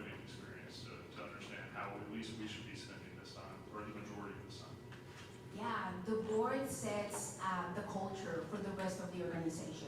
And in governance, we have this thing that we call parallel process. Whatever topic the board is invested in talking about during these public meetings, that is going to be trickling down to the organization. So I've observed boards that spend a lot of time talking about the color of the turf or toilet paper, and it is reasonable to expect that the rest of the organization will be having those conversations. But when boards focus on student outcomes, then that also gets to be trickled down, and district staff, principals, students, community members, they also are then spending their time having these conversations around student outcomes. Thank you. So to get us, or continue with this conversation, I just want to remind us, when we talk about keeping track of the time, we're talking about any non-closed meetings that were authorized either by the board president or the board, okay? That includes your regular board meetings, your special workshops, any board committees, any board hearings. Now, anytime we spend on items that are required, statutorily required, then that time does not count for us because we have no control over that. So for example, public comment, the time that we invest listening to the community, because that is a statutorily requirement, that does not count on our time focused on student outcomes. The time that you spend in closed session, there are specific topics, right, that are allowed to be discussed in closed session, because that is statutorily allowed, then that does not count against our time either. When we talk about time, it is going to be time that we spend in this room out in public. Questions on that piece? I would like to just ask, so what you're talking about in 50% of our time, this is best practices for any board, is that correct? So those that come after us or who will be in these seats in the future, the public and the community should expect these same things from them, is that correct? That is correct. That is a best practice, and that's how we get to move the needle on those student outcomes. Yes, ma'am. Thank you. Any other questions? All right. So I've been keeping track of your time, right?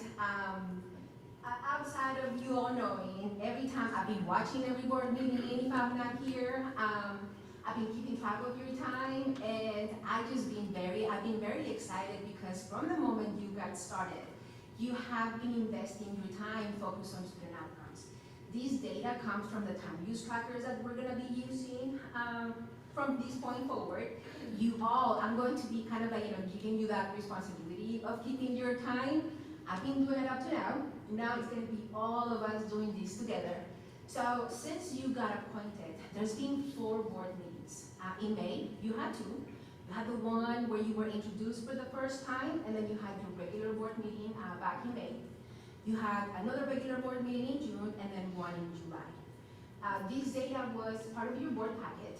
I asked you all to do some homework, right? Because board work does not happen just in this boardroom. You all have homework, you have board packets that you need to read.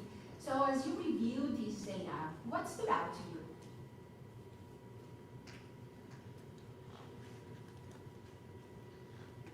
Well, we have a large percent of our time talking about student outcomes.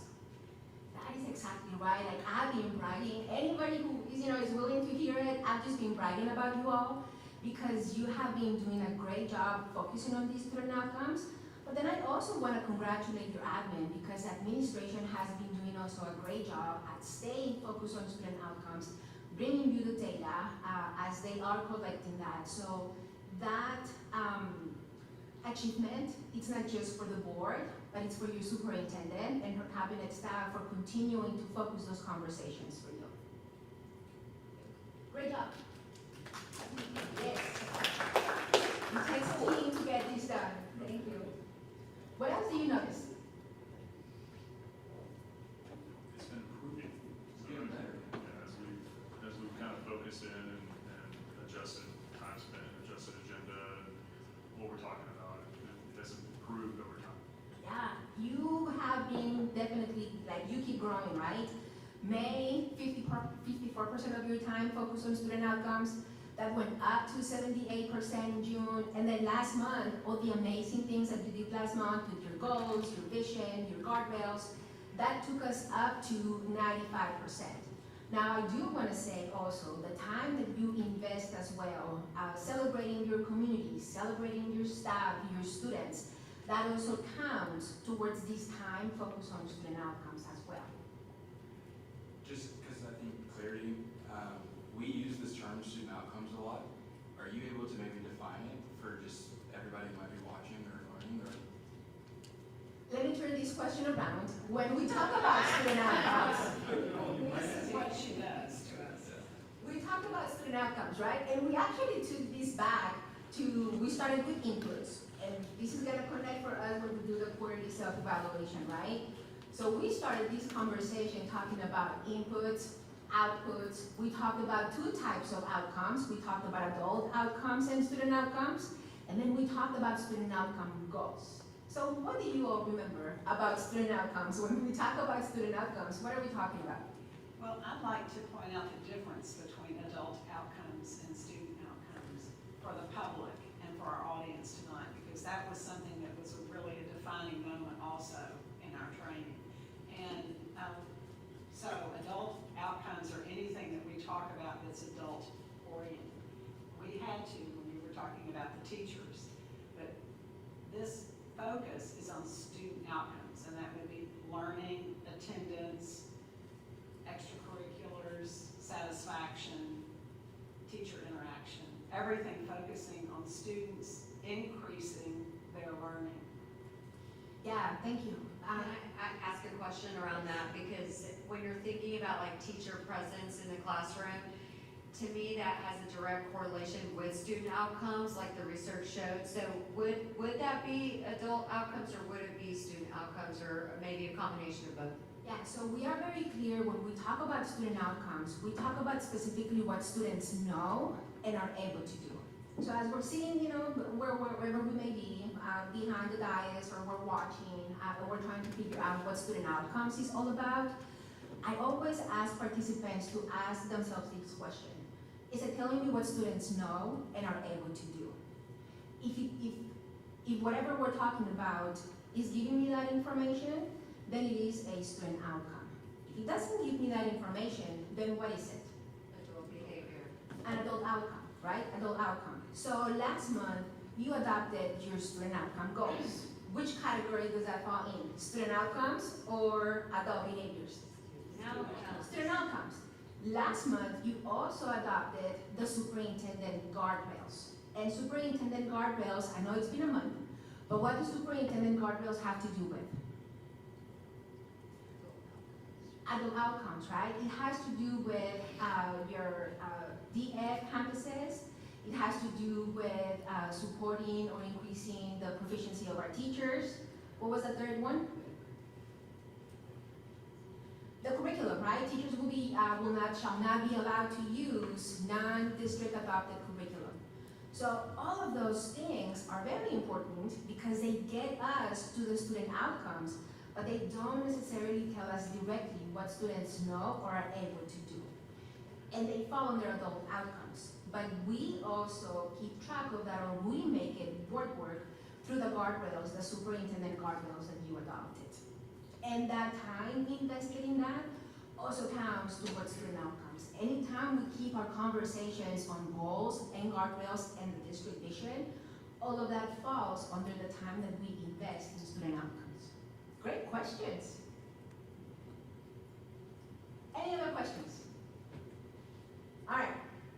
So, when we start keeping track of our time, again, I've been doing this, on my own, but now I'm gonna bring you into the fold and we're gonna start doing this together. One of the differences that you're gonna notice is on your agenda, the one that you receive as part of your board packet, after every agenda item, you're going to see a category or a label.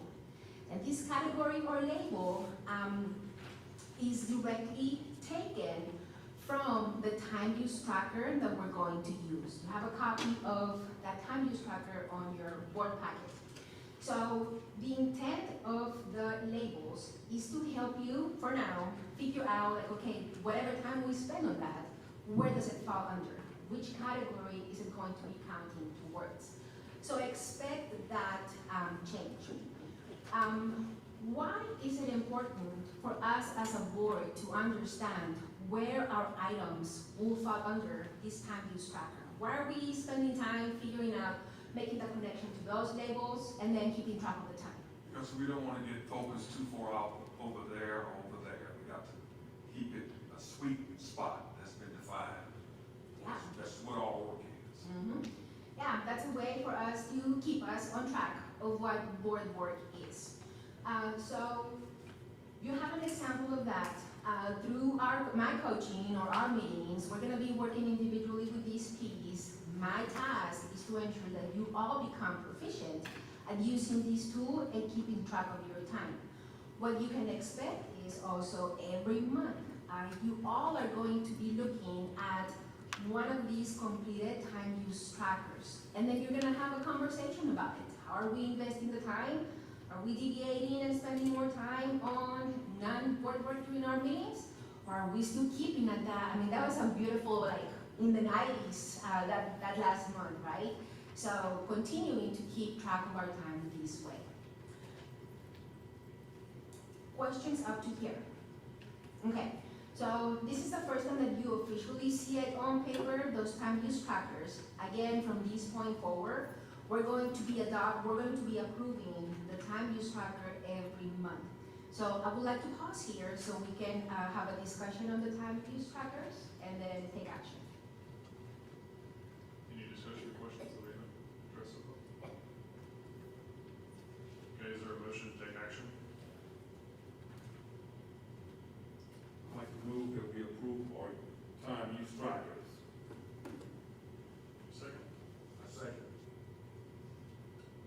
Okay, it's been moved by Mr. Lewis and seconded by Mr. Parker to approve the board time use trackers. Any further discussion?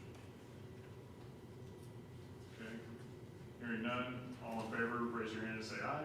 Aye. Any opposed? Okay, motion carries. Okay, now Monica, the review of the quarterly evaluation. Thank you. Board evaluation. Again, this is another first for us. And even though you have been appointed for now about 3 months, right? May, so 3.5 months. This is going to be the first time we're engaging in this board evaluation.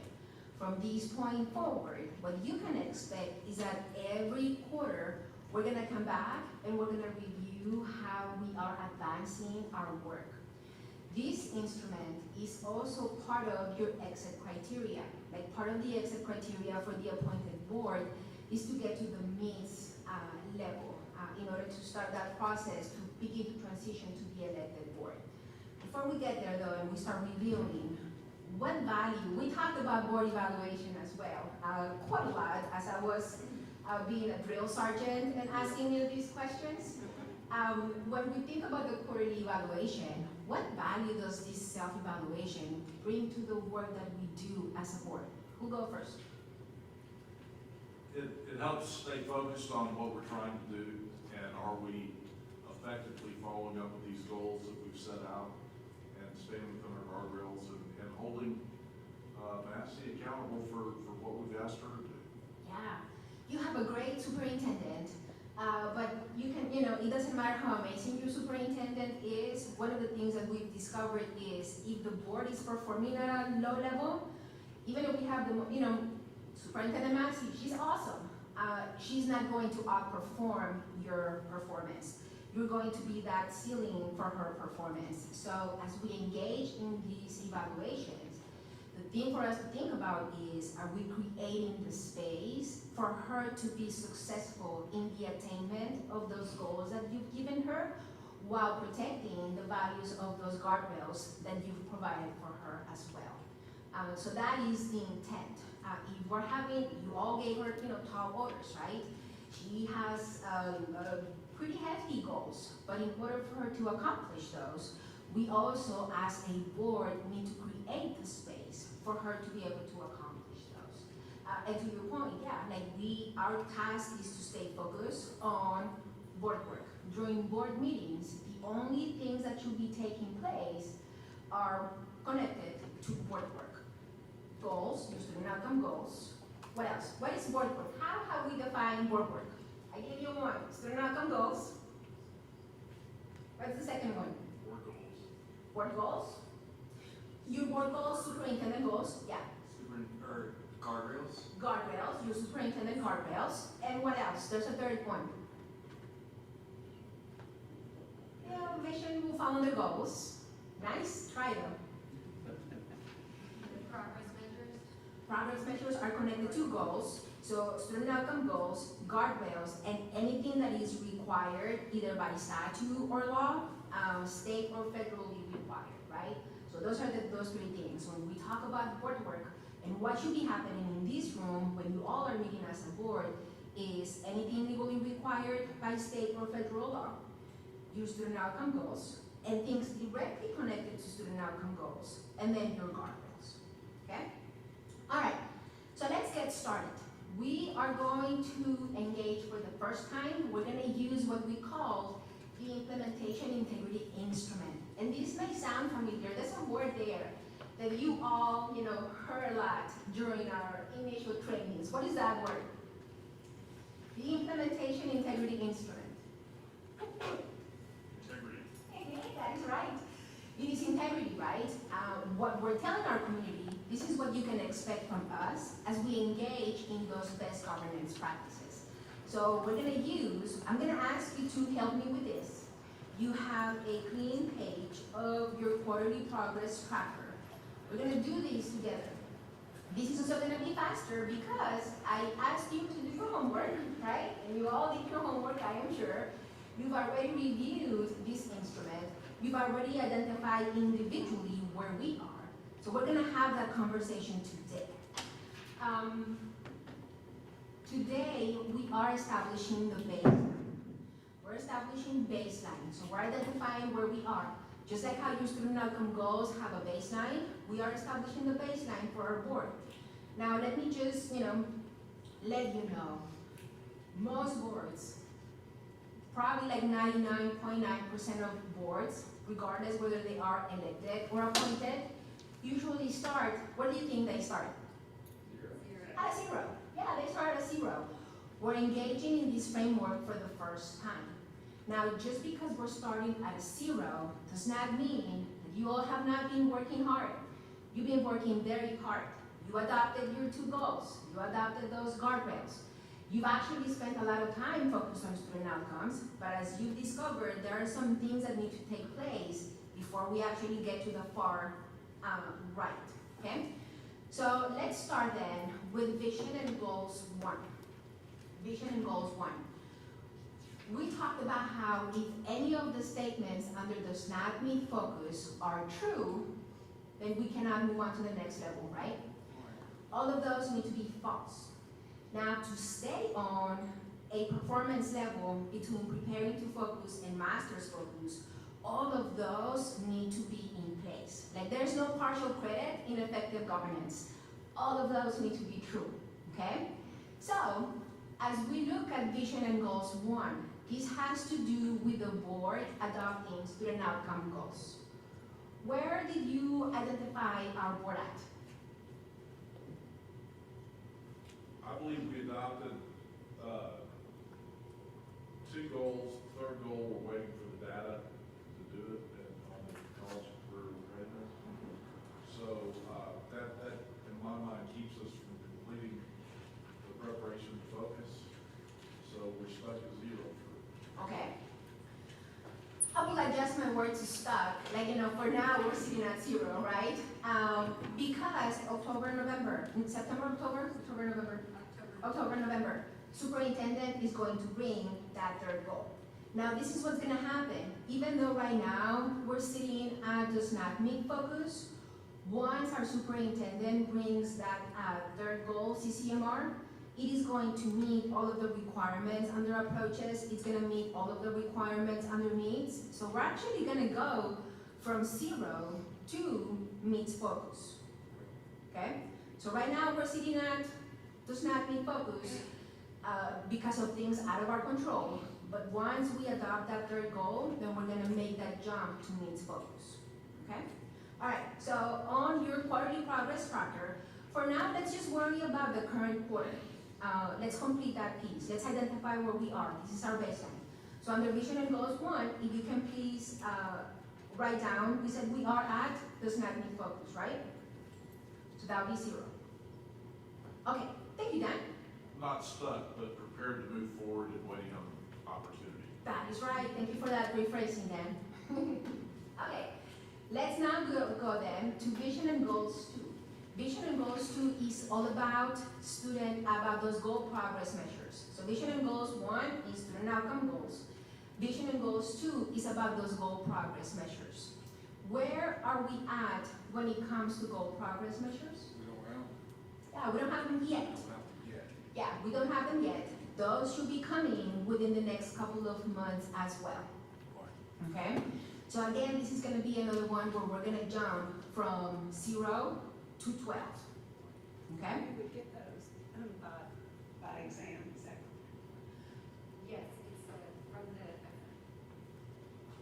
we were waiting on the official STAR scores, which are now here, so we should be able to bring progress measure goals in September.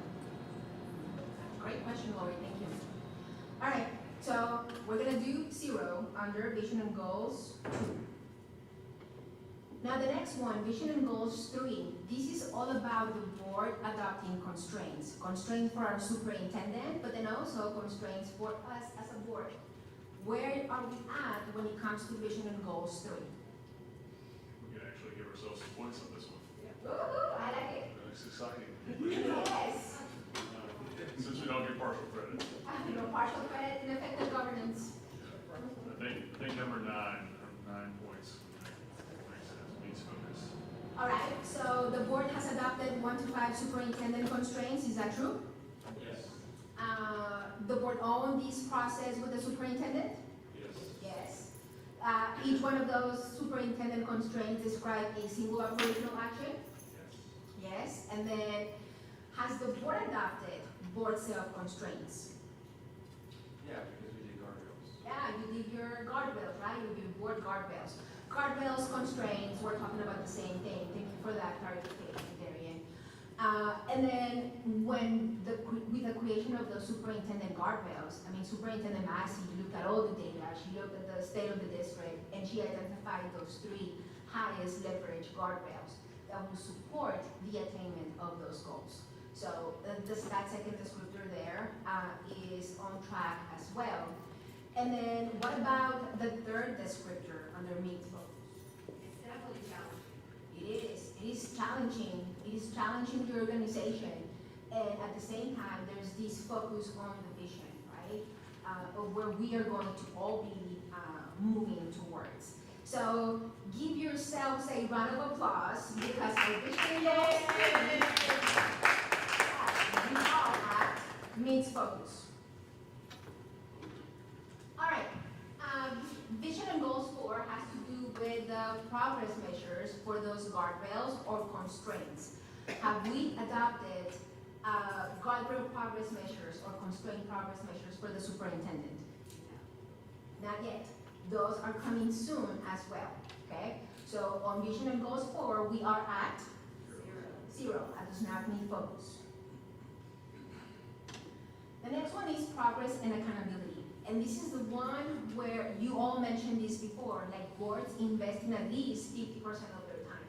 That's where this is coming from on the integrity instrument. That is also based on research. What are we when it comes to progress and accountability 1?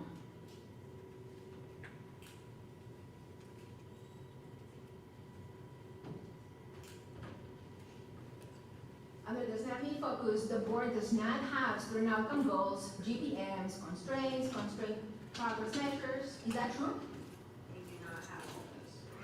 Yeah, that's partially true, right? Because we do not have goal progress measures, we do not have those guardrail progress measures or constraint progress measures. So this is another one where we're gonna be starting at does not meet focus.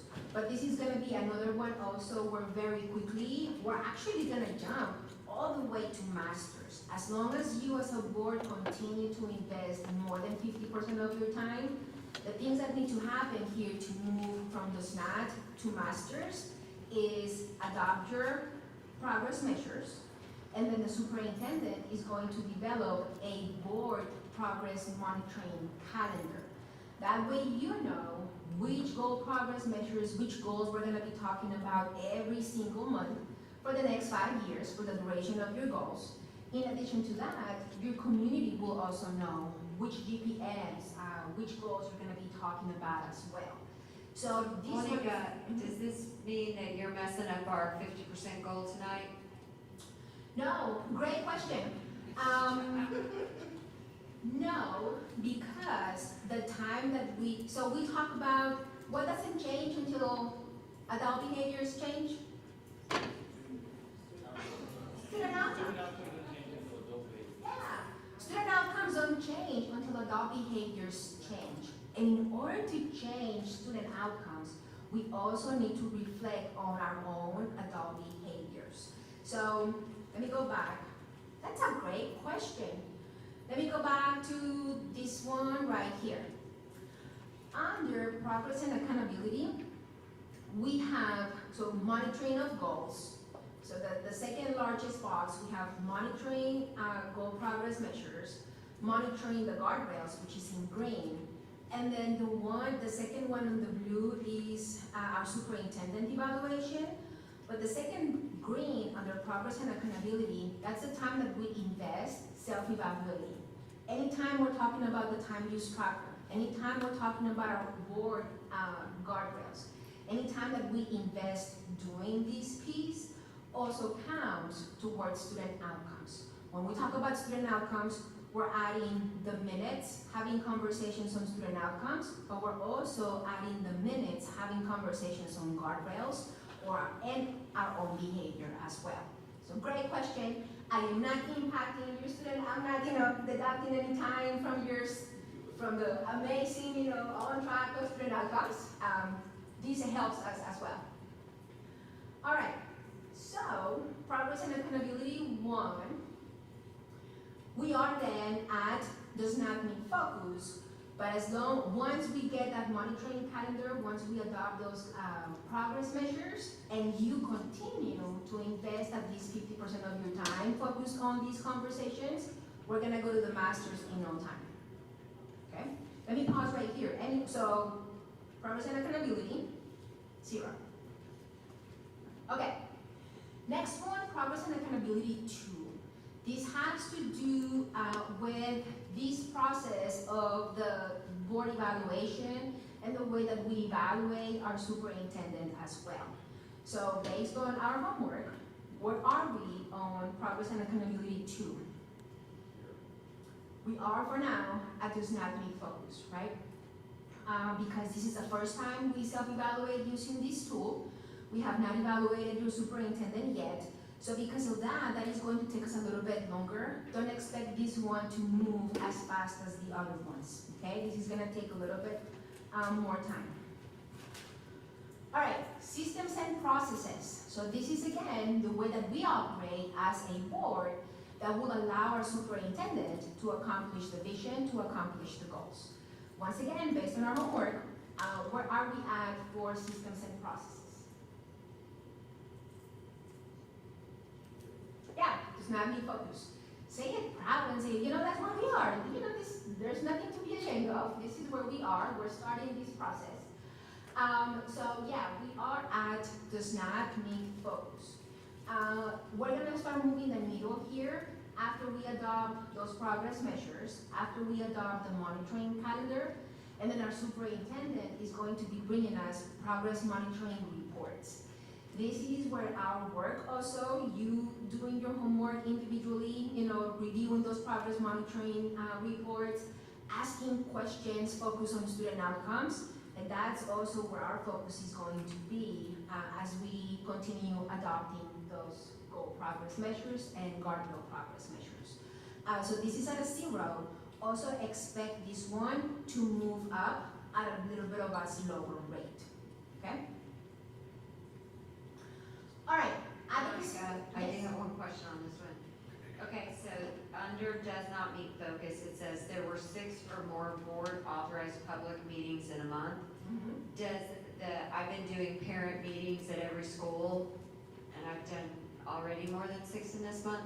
So how does that work?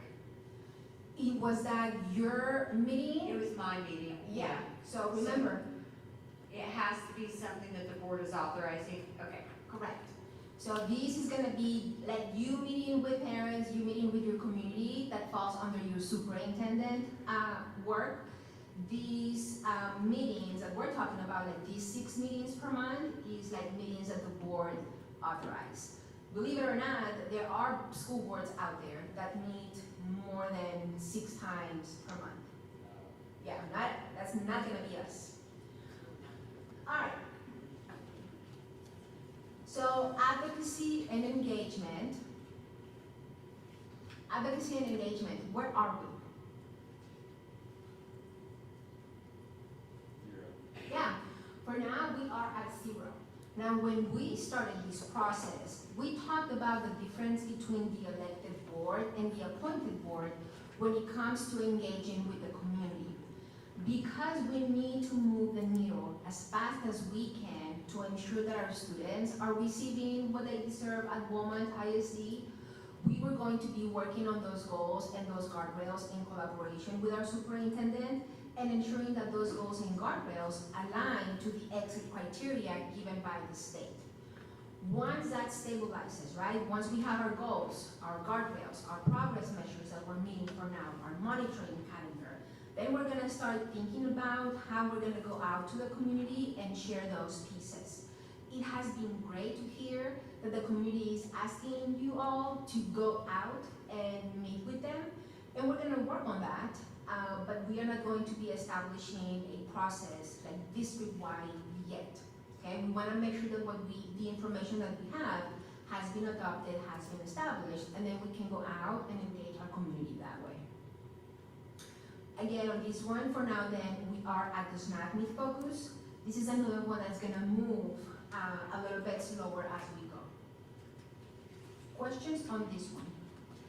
I feel like the last 4 or 3 are really primarily timed out. I mean, that all of this is an effort to kind of build toward a successful transition in general, but then it's also just very much tied to like when and how can we do this in a productive way. So, you know, just saying that to say we're zeros, a lot of zeros, but Yeah. at least the last 3 for sure are specifically timed out, probably by the summer. Yeah, those are connected to those milestones that you're going to be adopting now at the earlier stages of the implementation. So we cannot, we don't want to go out to the community and just talk about whatever.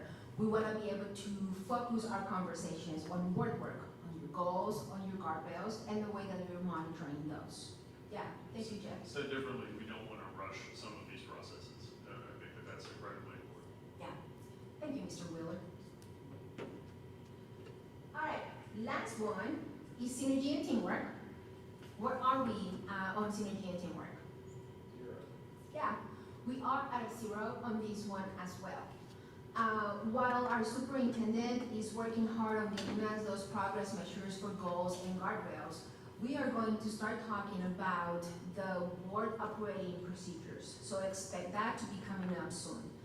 Again, this is another one that we're gonna be moving also. Well, it may be a little bit slow, but then also it may speed up.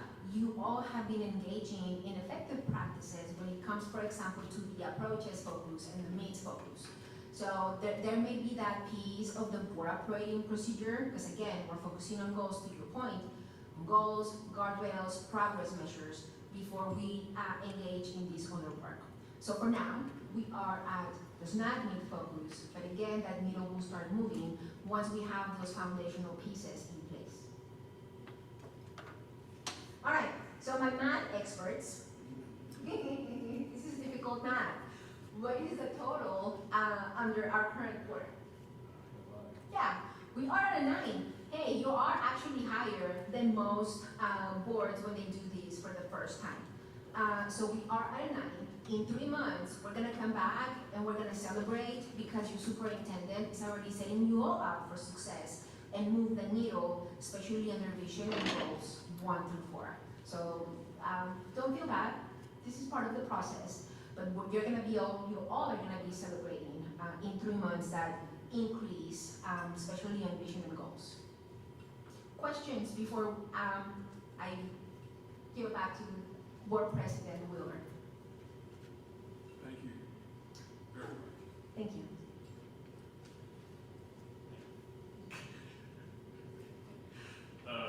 Okay, is there a motion to approve the quarterly evaluation? I move to approve our quarterly evaluation. Okay, is there a second? I'll second it. Okay, it's been moved by Mr. Graves and seconded by Mr. Lewis to approve the board quarterly evaluations. All in favor, please raise your hand and say aye. Any opposed? Okay, the motion carries. And just an FYI, so every 3 months, we're gonna be completing this piece.